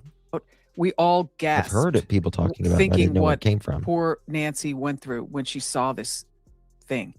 But Yeah. to your point, Chris, about How many of you guys can remember when this video came out? It was we've seen it so many times now, but it is so creepy that this cretin was there doing this to an 84-year-old woman in the middle the mask, of the night. he also had on 2 pair of gloves. Now, I wore 2 pair of gloves a lot, working a crime scene, but I did that regularly. I trained that way, and I did it because your hands sweat when you're working a crime scene. But Yes, Maureen makes a very good point here. if you are a criminal and you don't double glove, you're dumb. But in this guy, in my opinion, clearly double gloved, and he clearly has more than one thing of clothes on. He's got at least 2 sets of clothes on. But that night, it was the cold. I think the cold temp was 43 degrees. You're not sweating. I'm wondering if he had really thin fingers, or, like, because sometimes with latex gloves. I don't think he's got thin fingers. I think one thing I noticed about him, and even with the gloves on, I think he's got fat hands, if you will. Or with those nitrile gloves, hands. You can see perfectly the what the hand looks like. And if he's got hands that are, dissimilar to other people in some way, shape, or form, you might be able to see that through those nitrile gloves. And I also said from the beginning, I thought he had 2 pair of pants on, or some kind of and you can see everyone nodding there. They're obviously all shaking their heads. I think the guy's got, pretty thick hands and something under his. And he's, even with the 2 sets of clothes, which will add to you. You know what I might do? I might put 2 sets of clothes on and do like 1 set of clothes on me and then another set of clothes on me. I've got pants similar to this guy, actually. And see, I mean, it's going to make you, so like in the, I live in the mid-Atlantic part of the United States, and it gets very cold here of the winter. It snows and all of that. So we, especially like if it reminds me of like a kid when you're going out sleigh riding or you're going to be outdoors for a long time, you'll layer up, as they say, and it does make you look bigger. But even that, I think this guy, I don't think he's heavy set by any stretch of the imagination. I do think he's thick, especially like in his thighs and his badonkadonk. Even in the front, it was, to me, it was a costume. And I've learned from Dr. Bricado so many times that when there's all these extra things, it's an issue. And I think that's what you're talking about here, is there's just a lot of extra. Yes, there is a lot of extra. And like I was kind of speaking earlier, it's not just one thing that should make your, wires go off, that something is suspicious. It should be a multi-layer, multi-factor little things that adds up. Yeah. Like, no, and that's what maybe I've been thinking as well. I mean, and it's really interesting that when we go back and we really start analyzing this even further. No, I don't know about if his left hand is bigger. I don't think about that, but I do with every fiber of my being. And we spoke about this. This is a right hand holster. Why did he put it like this? People call this Mexican carry. I believe this guy is left-handed with every fiber of my being. We looked at the video and how he uses his left hand as his most dominant hand.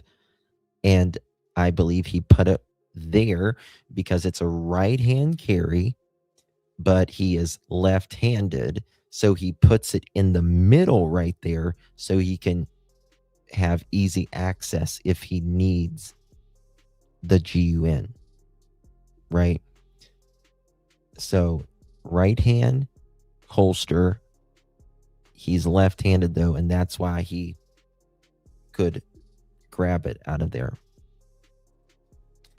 And pray to God that this man is left-handed, because, and if I'm sure the FBI knows that by now or not, because if it is, that significantly takes down the not as many people are left-handed. It's like, why is this guy doing all of this? What is going on here? And the more I studied, the you know, as we all know, you know, geographical profiling, right? I mean, what's in that neighborhood? What's going on months before? I love your comments, Jason. First, I thought it was LD because of the no neck thing, but then thought it might be the car guy who claims he ain't been in the country since 1862. Yeah. Yep, he's my number uno right now. And again, show us that passport, Mr. Z. Show us that little stamp on that passport where you haven't been in the United States since 1862, as Jason. Or there's no indication that anybody else doing Holmbergs, you know, or hot prowls, that they're wearing a disguise. No, I mean, we've got the Amazon people, you know, with the fake, you know, coming in with the package. We've got the guys, you know, trying to throw the two backpacks over the He's hood wearing there. jeans, a jacket, and I think a baseball cap. But everybody can see the guy's face, right? Yeah. I mean, and so to your point, Maureen, that is a great point. Why all of this extra? John, you're thinking, I can tell. I was just going to say, when you pointed out, now he's wearing a balaclava, and we've all dealt with hot prowl burglars, which, just to reference for maybe your new viewers, that was the expression we used. It's also cat burglars have been used. These were nighttime entries into occupied residences. I've never seen one. I'm not saying it doesn't happen, but I've never seen one wearing a mask that would cover the ears, because one of the things that sort of burglar requires is an ability to hear potential people in the house. And he's right. And the ears is a very distinctive feature on a person. But again, what I'm about to show you, in no way am I saying this person is guilty of anything. Don't contact, harass, dox, bother him in any way, shape, or form if you know who he is. But if I'll show you, this is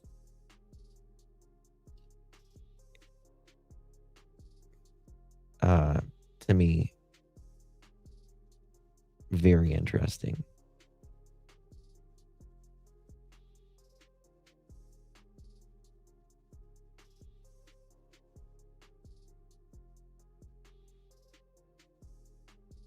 Right there.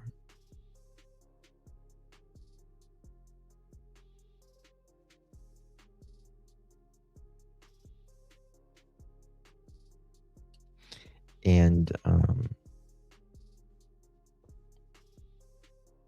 right there.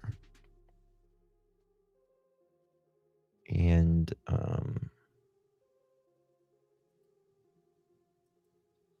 right here.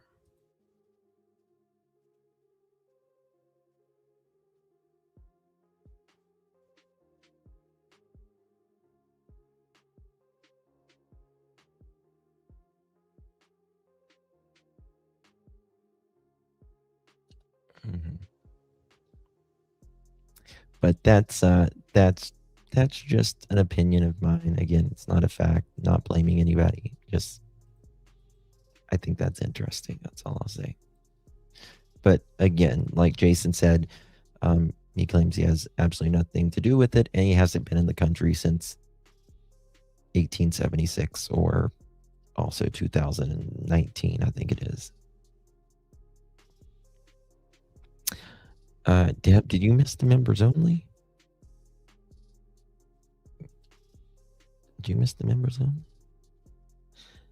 only? That's Mr. Z. We're being a little sarcastic. He says he hasn't been in the country since 2019. I think it is. Operates on stealth. But, you know, his social media and says that he's been in the country since 2019, and there's, you know, a car dealership aspect to it, and there's an apartment complex as well. But again, he says he hasn't been here since 2019. He's been very quiet, from what I understand, since he last interviewed, and the FBI also spoke to him. What did Joe say? Oh God, what did Joe say? LOL, LOL. It's probably not the one you want me to see. Is that Chris?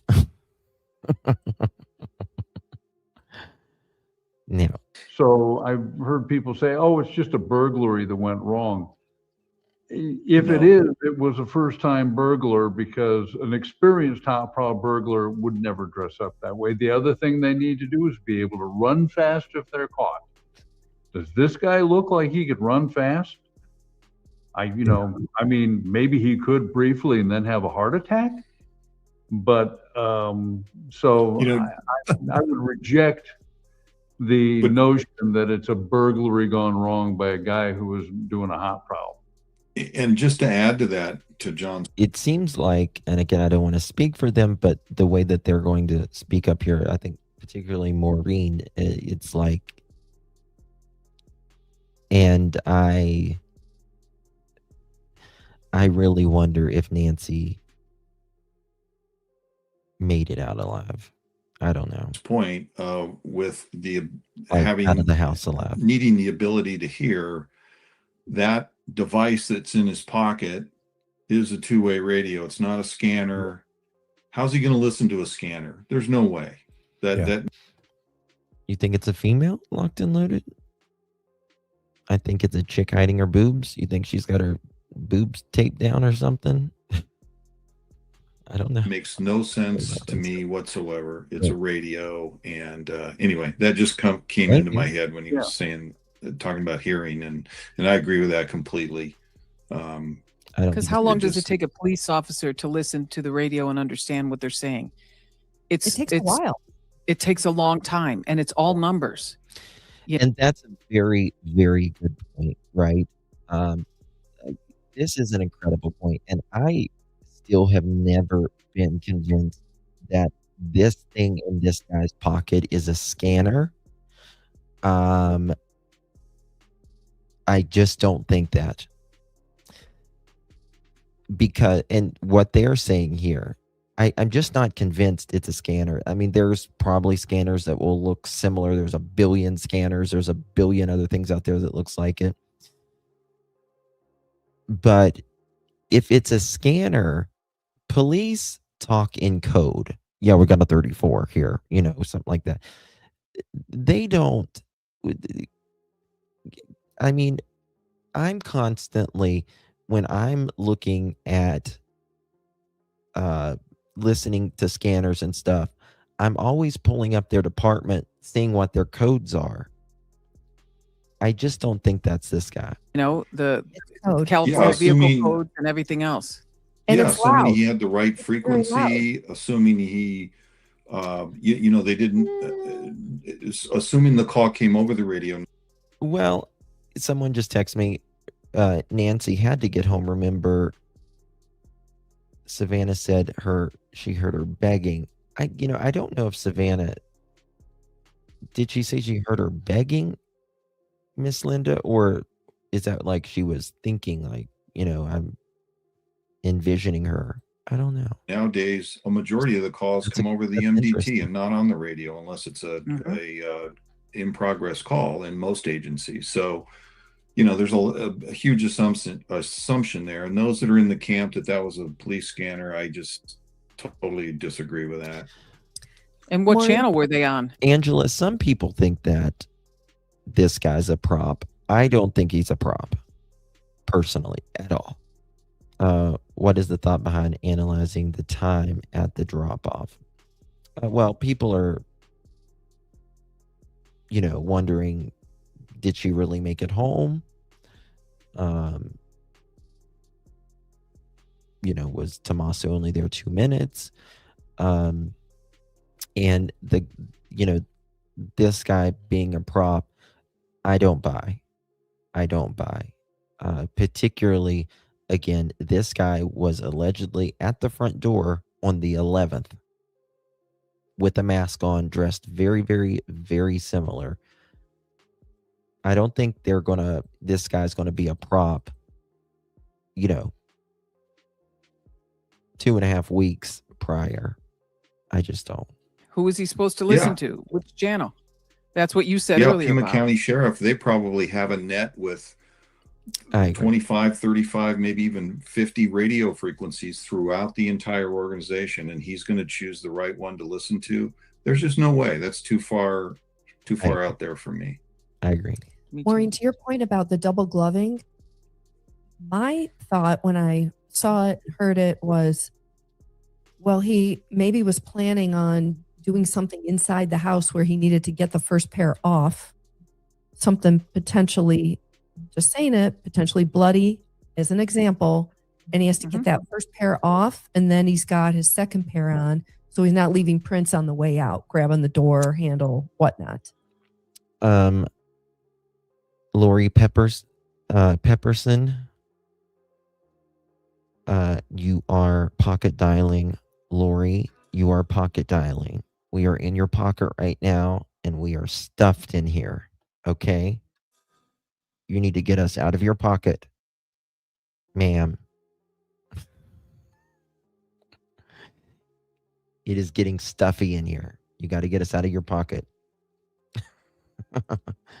And I would agree with that, but the pair underneath was one of those. It was rather fluffy. In other words, it looked like those neoprene gloves with the little dots on the bottom that you get for a 2-pack at Costco.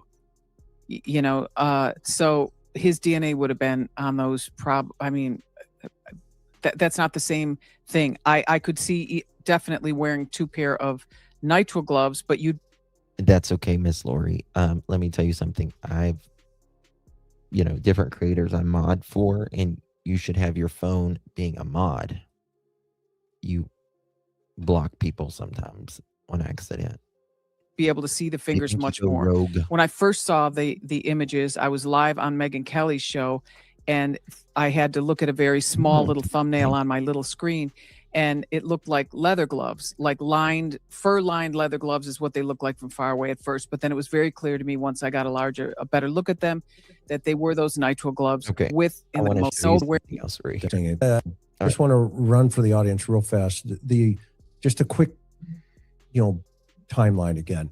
The night of the disappearance, 9:48. We've talked about that. 1:47, the doorbell camera. 2:12, the security software detects movement.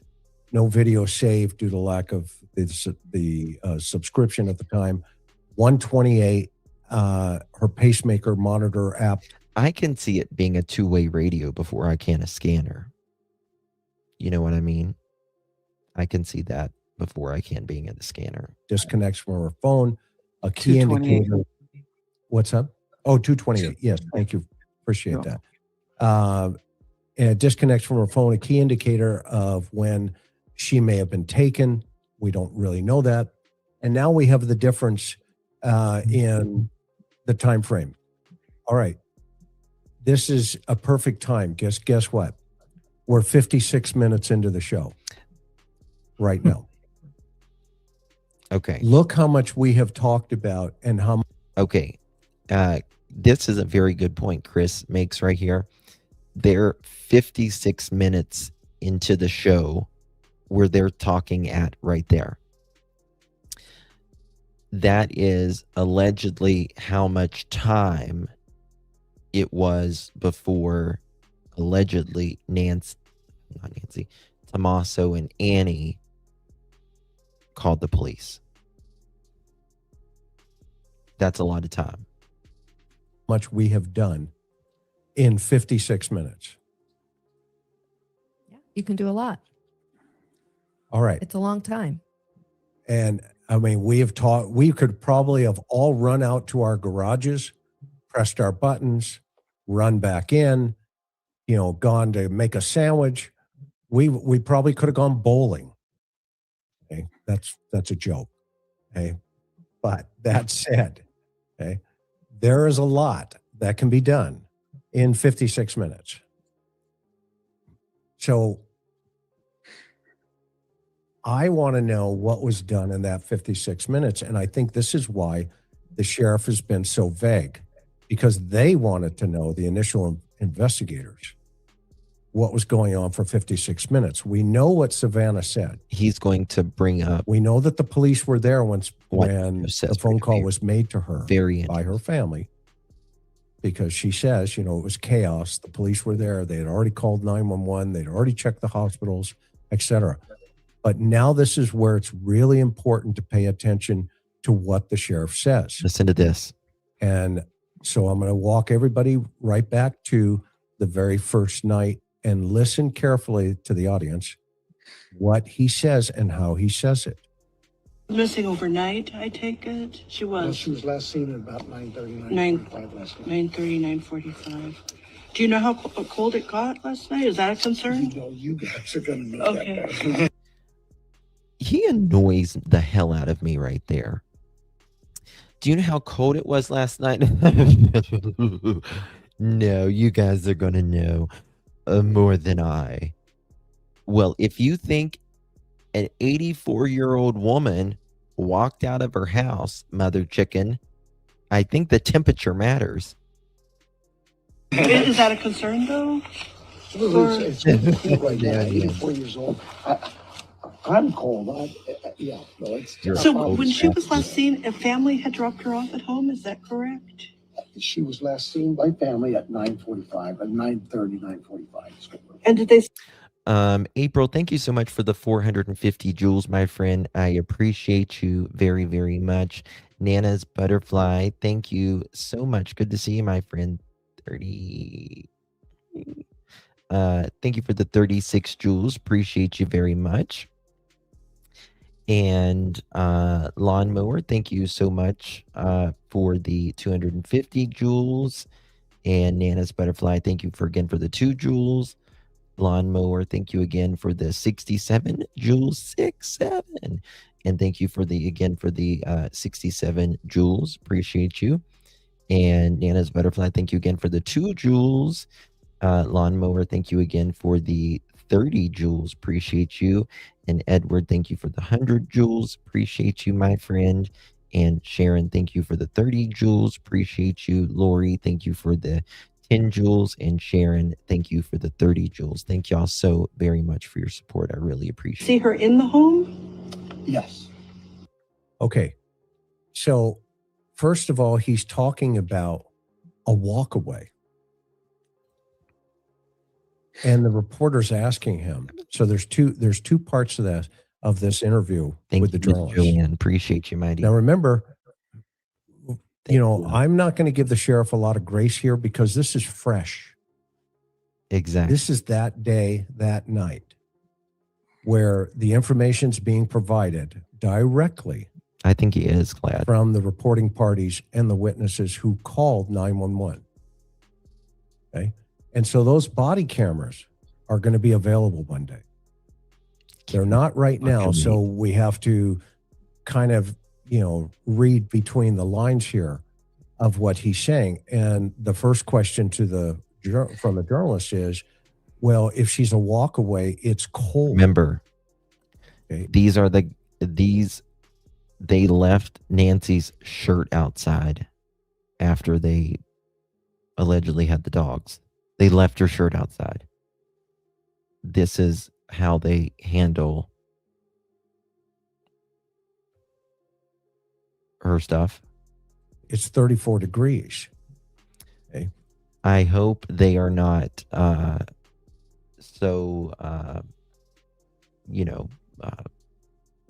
inadequate with evidence.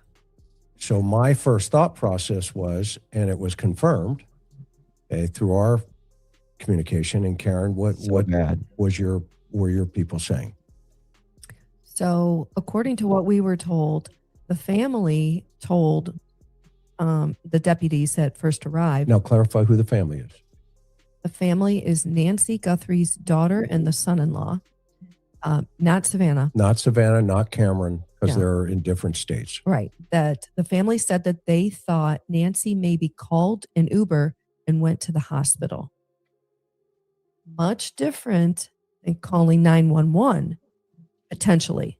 Summer Breeze, thank you for the floating hearts. And Joyce, thank you for the 1,000 jewels. That's very kind of you, my friend. Appreciate you guys very, very, very much. And going to the Thank hospital. Now, a minutia detail on that is her phone is at the house. No. To your point earlier, I want to make sure you understand that. No, Nancy was not without a shirt that at least we're aware of.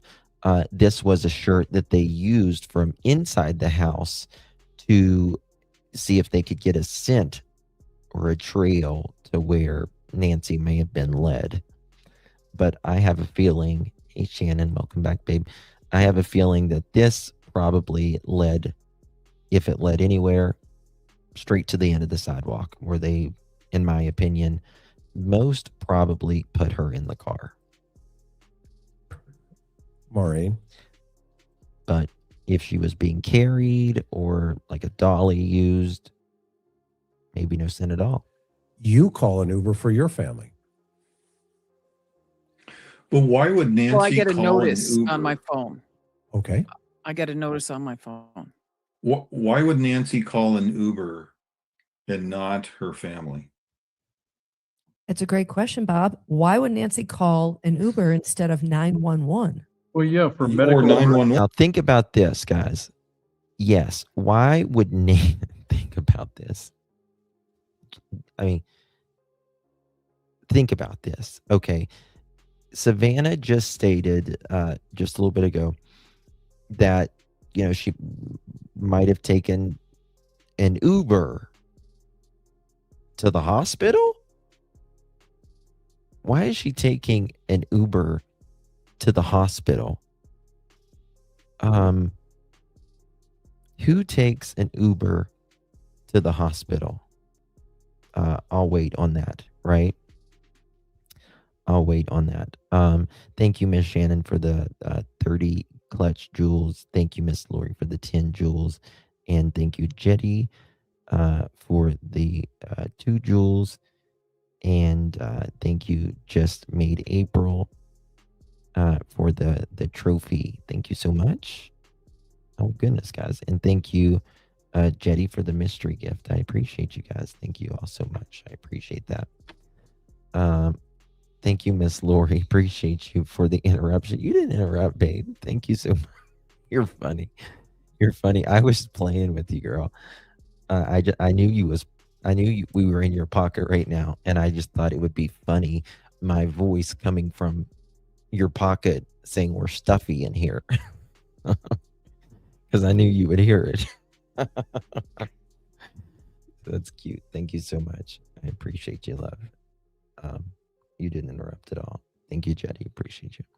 I'm still laughing.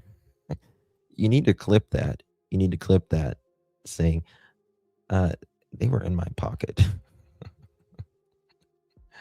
Hey guys, we're stuffy in here. Could you get us out?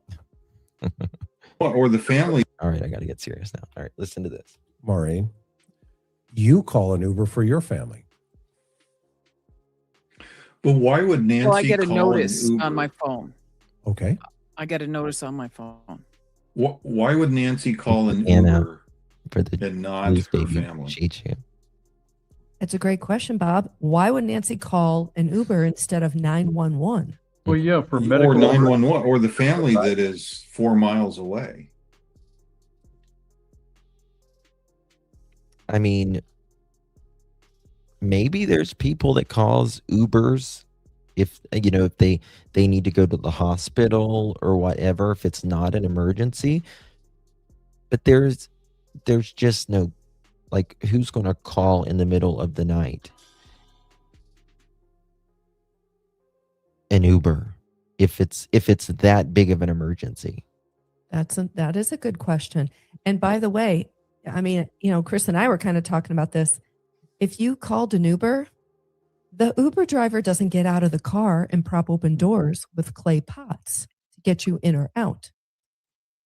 Yes, especially with clay. I don't even think when it's a senior citizen, like my 86-year-old mom, who every once in a while does call an Uber, they don't help her in and out of the car.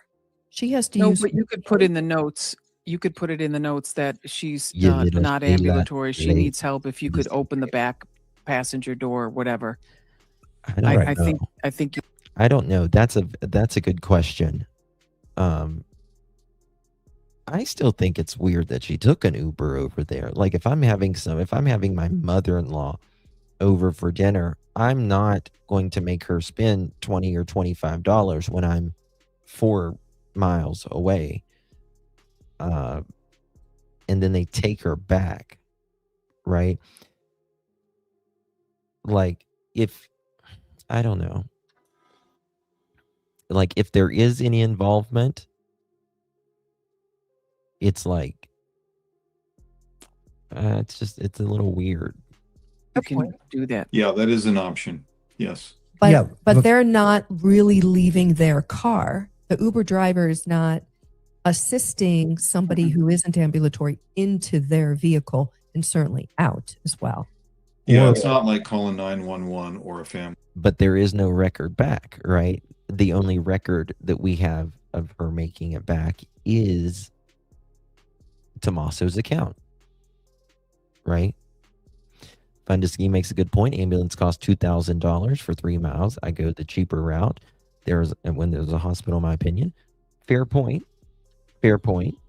That's absolutely a fair point. You're right. Some people have to be just about dead to go to the hospital because of even if you have insurance or not, Member that lives 4 miles away. Or a girlfriend. Yeah. Or a friend. The Or a idea neighbor. that would you call Uber in the middle of the night for an emergency situation, the kindest thing I can say is it's ludicrous.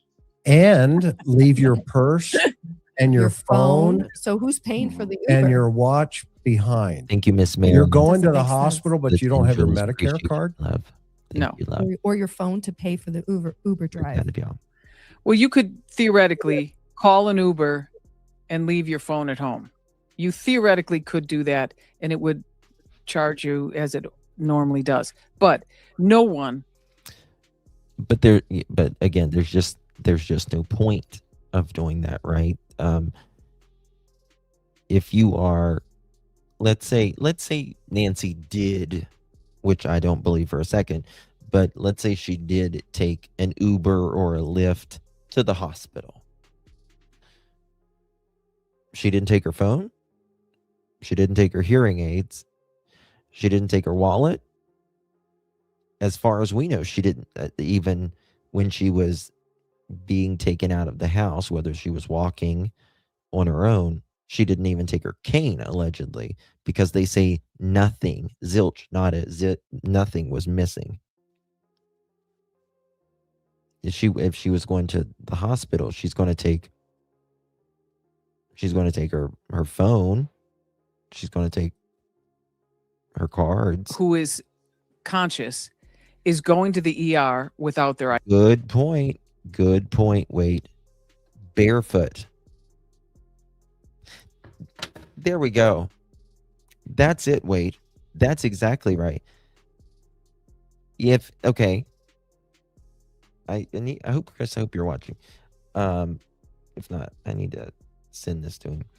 That's a very good point. If they thought that Nancy actually took an Uber to the hospital, they thought she went barefoot. Remember, because Savannah said, they took her out of the house barefoot. Now, I don't think Miss Nancy, 84-year-old woman, is going in an Uber barefoot to the hospital. So that's a very, very good point. What do most people think at what age is elder? Well, senior citizen is 55. That's what is considered senior citizen. But everyone's different, everyone's different, whatever,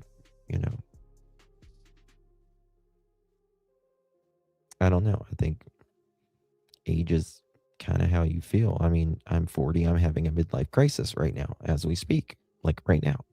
So I don't know. ID or without their insurance card or your hearing aids, as someone in the comments just said. Or shoes. Somebody, where did the shoes come up? I don't know where the shoes came up. Savannah said that. Yeah, Savannah said in her Hoda interview that Nancy's shoes were by her bed, so And she to that- hadn't taken her shoes. To that point, panel, in my mind, there's only two ways that Savannah would know that. Number one, she was told by the investigators, or number two, there's video. And what do you guys think? Or she was told by her sibling. Yeah. If the sibling, if their sister had been in the house, which I guess we could speculate that during the 56 minutes they're conducting their diligent search for the mother, potentially they did notice that her shoes or her slippers were still there. But you're right, there's only a very narrow set of people who could have let her know that. Okay, I keep mine in the same spot. My slippers are always in. I'm sure Nancy probably always put her, because Nancy was extraordinarily a neat person. I mean, she even was so particular about her sheets. She did a whole feature on it on the Today Show, right? She's very particular. And they're right. Think about, there's only a few people that could have said, because they never, I don't think they ever told us about shoes other than Savannah. In the same spot. You buy Same. new I love slippers every slippers. week. Maureen, do you love slippers as much as I love slippers? No, I don't even use them in Los Angeles, but I use them here because it's rural and you can't even walk out on the porch because of twigs and everything. So you have to wear slippers. I have But rabbits. slippers I have here. I have rabbit's feet jammies that are connected, that are all hooked up. You so wear I don't one need slippers. I would love to see Bob in his rabbit foot jammies. Happy you Mother's wear Day, one ladies. All right, sorry. That's quite a visual. It's hysterical. Sorry. Yeah, it's scary. Here we go. And who called in the missing report? The family. You won't, can you say who? No, I don't have that name. Okay. And Now, did you hear that? Who called in? He doesn't know by that night. Now, just listen to that again. I want to make a point here. Hold on. Go. Wait 1 second. and who called in the missing report? The family. You won't, Oh, we said the family. I can you swear. say who? No, I don't have that name. Okay. Oh, he does. He doesn't have that name. Okay, that's what it was. And I'm going through some talking points for the family. I want to make sure I cover them. Now, this is odd, right? A sheriff doesn't have talking points for the family. They have talking. They speak for the scene. They speak for the victim. They don't speak for the family. I have talking points for the family. It's like he's giving this speech for the family. How about you say what the scene, what what you can give out at the time. I find that very bizarre. It's not that he does a speech and then he says at the end of the speech, the family would like you to know this and this. Or the family has asked for privacy in this difficult time, things that they say. He's starting this, and I have talking points from FROM, the family. I'm not somebody who does well with the script. Okay, so now this becomes really, really interesting. When we hear a press conference starting Love you. off with, I'm going through talking points for the family, and I don't do well with a script. He doesn't Now- do well off the cuff either, but I get it. Right. You know, I took my class on. Thank you, Anna Banana, for the stars. I appreciate you. And thank you, Lori, for sending the laughing disco. And thank you, Mama Bear, for sending the Sunday. Appreciate you. Did I miss anyone else? I hope I didn't miss anybody else.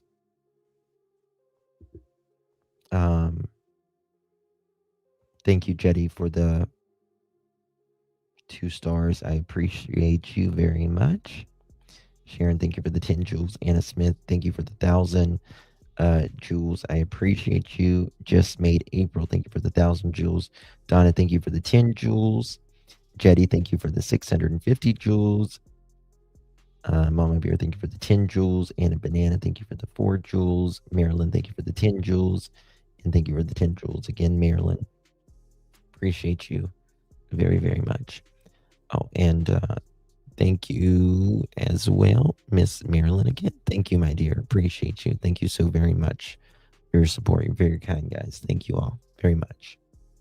And PIO at the FBI National Academy from an excellent instructor named James Vance. And if Jim was still there, he's retired now, but if he was still there, I guarantee you he would use this entire case on how not to conduct a PIO operation on a case. Yeah, and we've talked about this. Sheriff Nanos has not only a very competent PIO, but their whole office and staff seem pretty competent. And the fact that he had to just barrel in there and take it all over. I mean, we've talked about this many, many times on the show. It's infuriating watching him say what he says and conduct himself the way he did. So. Yeah, and it gets worse, right? So one of the things here, the key developments in the search efforts, and Bob, let's talk about incident command, because here's the timeline in its clarity now. 11 a.m. And by the way, you're going to hear the sheriff say that as well. Okay. At first he said, kind of maybe around there, but then later on, and I clipped it. He says 11 a.m. the family gets there and they search for a little while before. Yeah, well, exactly. Both TC and AG should have been separated and taken to the sheriff's office for questioning, like anybody else on the planet, being the last people to allegedly see her, period. And even that, there was still allegedly time, right? Because if she went missing, a little bit after 9 or 2 in the morning, and there wasn't there till noon for anything, and then they called 911. So we chased that angle down and we confirmed it 1,000%. Okay, it's 11 a.m. Listen to this around there, but then later on, and I clipped it. He says 11 a.m. the family gets there and they search for a little while before anything, and then they called 911. So we chased that angle down and we confirmed it 1,000%. It's 11 a.m. Okay. And so now we've been told that that's when the girlfriend's called. Well, it's actually before that. It's got to be, because they were on scene within that 4-mile radius to get to the house, like you're talking about, Bob, to look for mom. Okay. Now, could it be 11:01, 11:05, whatever? Yeah. Okay. It could be. All right. Just for the chat. Mm-hmm. But it is a minimum of potentially 56 to 63 minutes, right? And that's a long time. That's a very long time to be not calling, especially with 2 people. Right? Oh, Mama Bear, I wish they would let like Chris and these guys help. Chris works for the Cold Case Foundation, and I really believe Michael Vaughn's case is. I give Chris a lot of the credit for Michael Vaughn's case as well. Before the 911 call is made, and we just showed, that's a long time. That's a really long time to be looking for your mom. Yes. And not calling 911 right away, or presupposing there's she's abducted, there's a ransom and all this other stuff, right? Which the brother knew right away. I'm sorry, yeah, it's a And see, baby kisses, that's the thing, right? The house is set so far back that are you going to be able to see him or Annie looking, canvassing the neighborhood for a few minutes? Maybe. But you don't know, because those lots are kind of so big, they kind of set off so far. You know what I mean? Thank you, Joyce, for the floating hearts, and Summer Breeze, or thank you, Summer Breeze, for the floating hearts, and thank you, Joyce, for the cheers. I appreciate you, my love. It's it's a ransom. It's a kidnap for ransom. Well, is it because of me? Yeah, and poor Savannah was thrown under the bus on that. But these details, these minutia details now, it makes now. But Annie and Tommaso, there was cameras in their neighborhood. I think they may even had cameras at their house. So if Tommaso got back, okay, listen. If, for instance, again, I'm not saying anyone is involved here or anything, we're just talking about a theory. But if Tommaso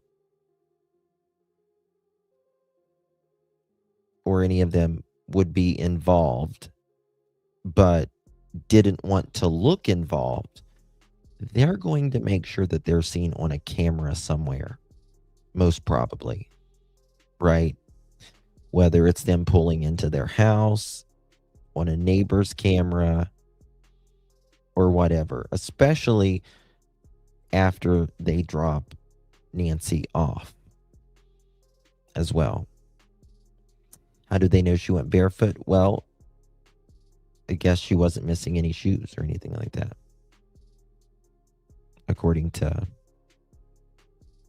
Savannah. Much more sense, because in the very beginning of this, the feds aren't involved in this thing at all. And I've been able to say nobody thinks that one of the federal task force members is a member of the Pima County Sheriff's Office. He's not an agent from the FBI. That Nanos responded. Yeah. I mean, you're right. I think, but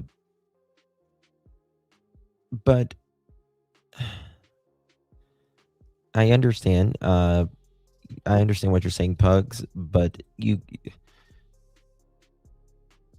this could be out of the ordinary, but the last people that she's with, and it's generally someone very, very close to home. And I think, Chris has a lot of experience too. You know what I mean? Thank you, Miss Linda. Love you, darling.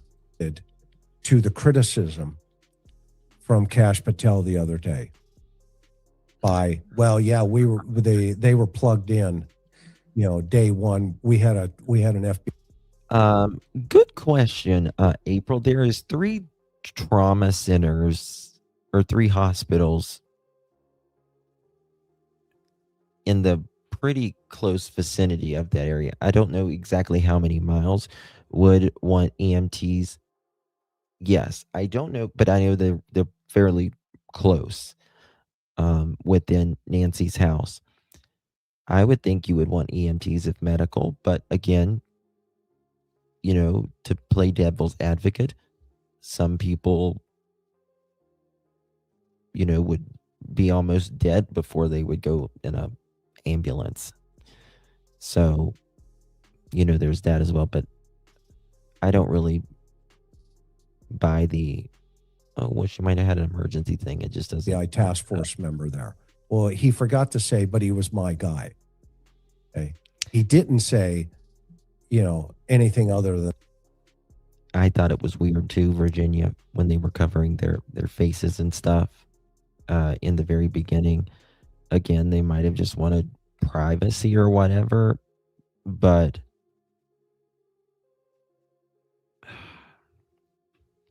I thought it was weird too. I can't lie to you. And then again, keeping the cars, I still find it extremely weird that they went to their house several times. They took out things. They were in there 3 hours lighting up that house, particularly looking in that garage. And again, after they left that house that night, they went straight back over to Nancy's house, and they were looking for something in that yard, whether it was, I think they said, a phone or something as well. Night, Les.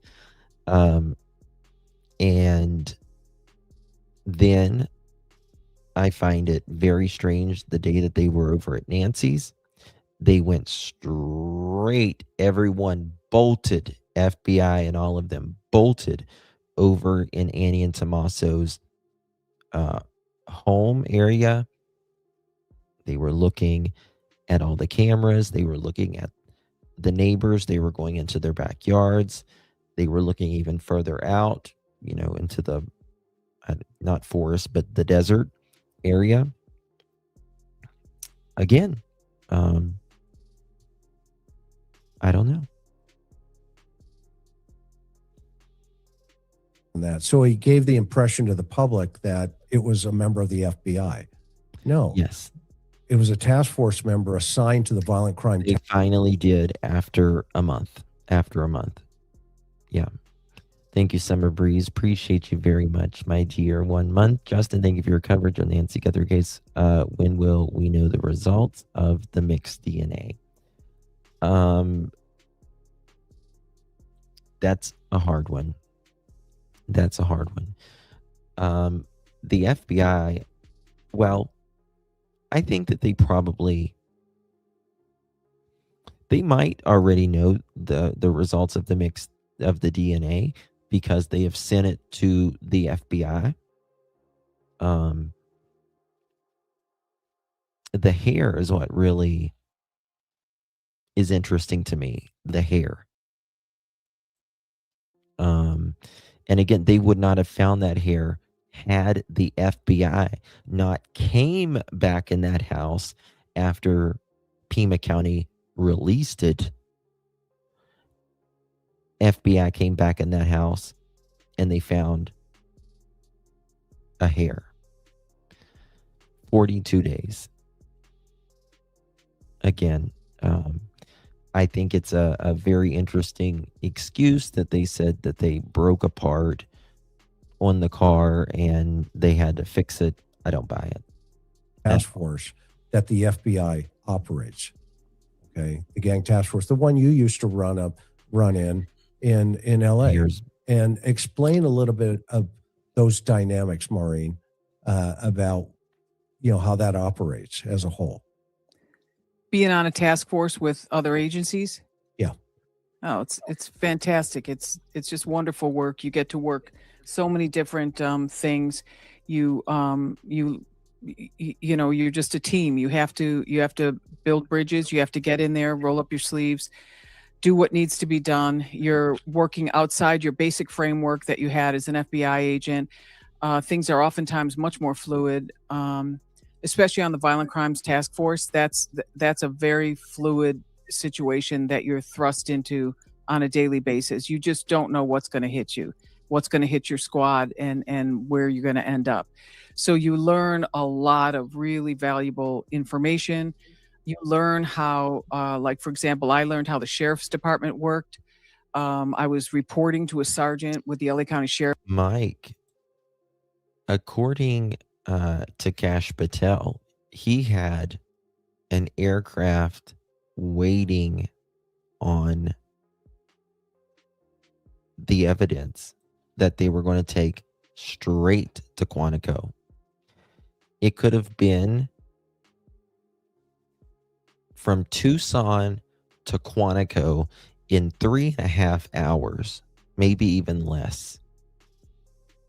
Nanos sends it to Florida. It's crazy. It's crazy. Sheriff's Department, Anthony Rivera, and then a captain, Jim Thornton. And we just, it was just running and gunning, basically, a lot of it. Bad guys. Chasing bad guys, but we were also working within an interesting framework. So we had a federal prosecutor working with us because our main case was a great big case that was involved the murder of a deputy, Jerry Ortiz. So we had a federal prosecutor, and we had at least one meeting a week. At the beginning, it was every day, but then it went to one meeting a week where we would divvy up everything that needed to be done and who was going to do it. And we would talk about, hammer time. How can the feds hammer them more, or can DEA pay for the wire? Can the feds handle this prosecution? Should we get the local DA to handle this portion of it? And it's just this giant chess game. It's just brilliant work, and it's so cool to be part of. Lisa. Well, and thank you for that definition for the audience, because awesome. This is why it's important for the nuances. When the sheriff stands up and says what he says, he doesn't tell you that there are multiple agencies assigned to these task force and they're funded by the feds. And so, which can be a force multiplier. Which is a force multiplier, right? Exactly. And so, not only that, Mama Bear, where was we've got pictures of the crime scene there. They didn't even have tape up whenever Pima County was there. When the FBI got there, there was tape up. Pima County, you could walk on the damn yard. It's crazy. So he kind of dodged around that, and that's why it's important to pay attention to the simple things. I think here. even when the he FBI locked the was feds there out was for the times there first 4 wasn't days. I know that for a fact now. Well, and the FBI director said that publicly this past week. Right, but we double checked that. Okay. Right. And it's accurate. Unfortunately, I don't know what you mean. And how do I know that? Because I see some people in the chat asking. Okay. I'm going to show you how I know that. Number one, the very first press conference is the sheriff out on the grass there in the dark, and that answer that he has. The second press conference, he doesn't even have the FBI there. He's got his guy that had been working all night, and he says some really interesting things. One of the things I want you to pay attention to is the fact that we now have learned there's a 56-minute potential gap, if not more. Got to put the banner back up. So he's trying to fill that gap with word salad. And here's what I mean. My local media knows that. We'll get started. I believe it was around noon yesterday, we got a call to the Guthrie residence that Nancy Guthrie, 84 years old. Yeah, thank you so much, April. Weird that Savannah felt she had to call the hospital again. I mean, yeah, like your sister's there. She said she called the hospital and said the police are there. I think it would be taken care of, but maybe she's just like, I want to double check. That's the only thing I can think of, but maybe she didn't fully believe her sister. I don't know. It's weird. Was missing. We expended a lot of resources for a missing person that we typically always do. Our search, as I said yesterday. Okay, so Bob, to your point earlier, I think we can all say, and we can confirm, that there is a 2-hour gap in search. Well, they get a phone call around noon. He said, we now know what the exact time of call was through the timeline. Okay. The CAD, 12:03. Right. So he says around noon, we get a call of Miss Guthrie missing. All right. That is a really specific radio response. And it makes sense now when you hear the 911 or the radio traffic from dispatch. If we put it together, they say the same thing. The dispatch is a bolo for Miss Nancy Guthrie, and it gives a height, weight, last seen 10 p.m. the night before, yada, yada, yada. Okay. Standard issue cop. But I want to make a point here. It does say 10 p.m. the night before. However, the official paper of Nancy going missing, it says that she went missing on 1/31 at 6:30. 6 or 6:30, I can't remember, p.m., which is the time she was last seen in that Uber.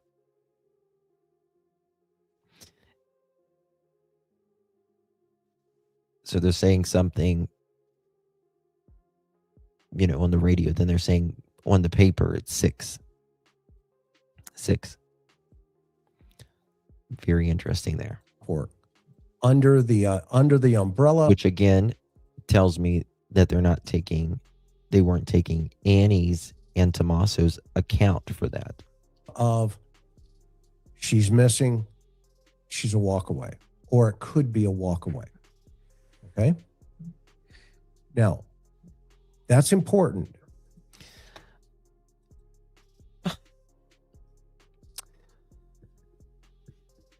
Okay.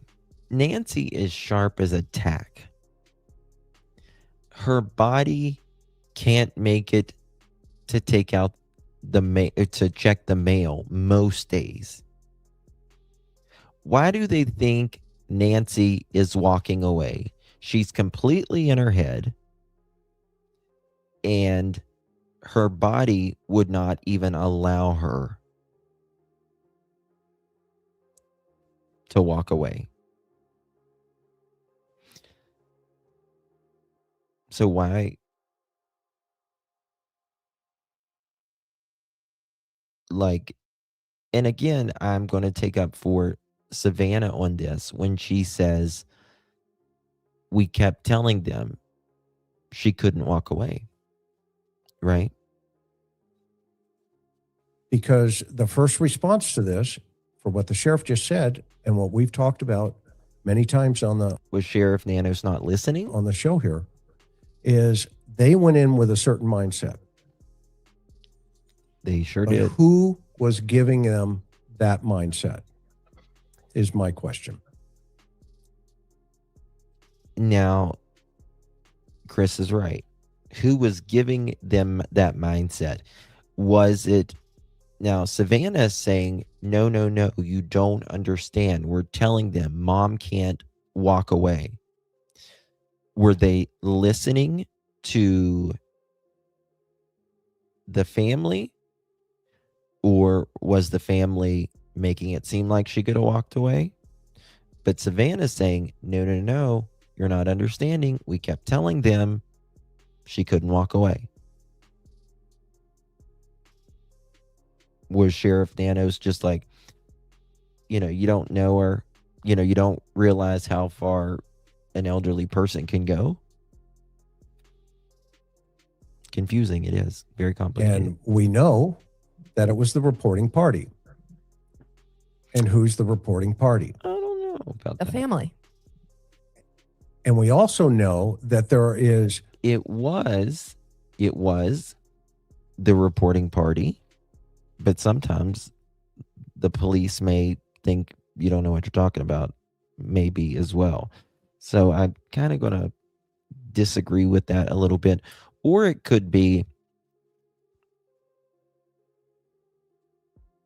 family members telling Savannah and Cameron what they want to hear.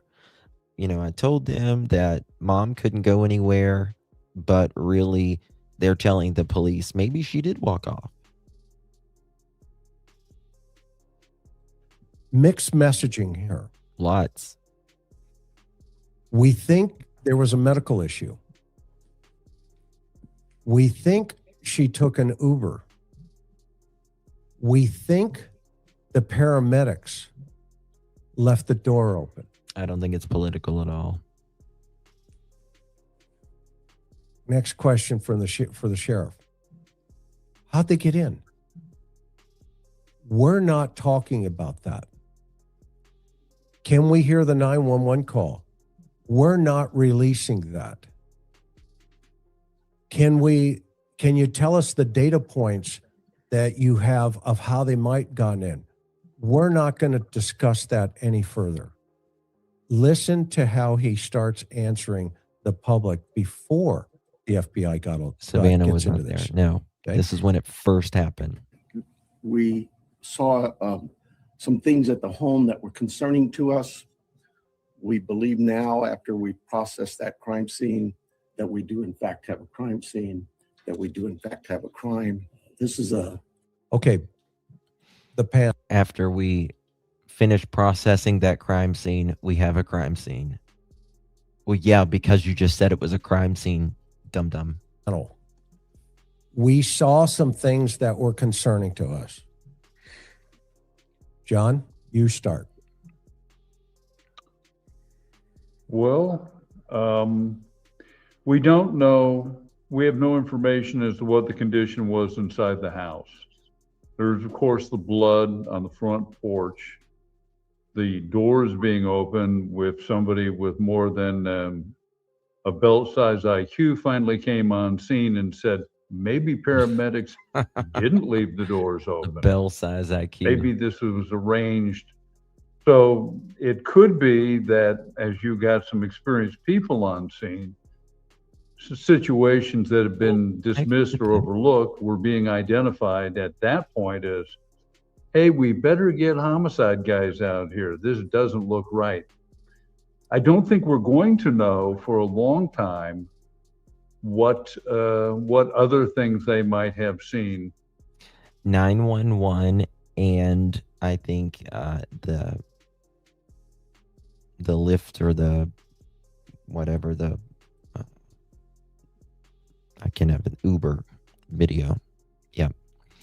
Guys, I am at 3 hours. This is my second live of the day. I'm going to end it here. I've got to be up at 5:30 in the morning. I want to thank you all so much. If you want to watch the rest of that, make sure you go over to our friend Chris McDonough from the interview room. Link is provided in the description. You guys are absolutely amazing. I appreciate each and every single one of you for being here, taking out time of your day. It's very valuable, and I truly do appreciate every single one of you for being here. We're going to stay on it. I didn't even get to all of my points from my notes, but we can finish some of it later. I think this was just an amazing live that Chris had here with this panel guest. This is truly one of a very, very complex case, and with truly one of the most dumbest sheriffs out of a nation of 340 million people. But I do believe it will be solved. I do. It will be solved with DNA, or someone comes forward or whatever. It will be solved. We'll see, though. We'll see. Thank you guys so much for joining me. Special thanks to mods, members, everyone in chat. Really, really do appreciate you guys. Get some rest. Hug your loved ones. You only get so many trips around the sun. Thank you all. Good night, everyone.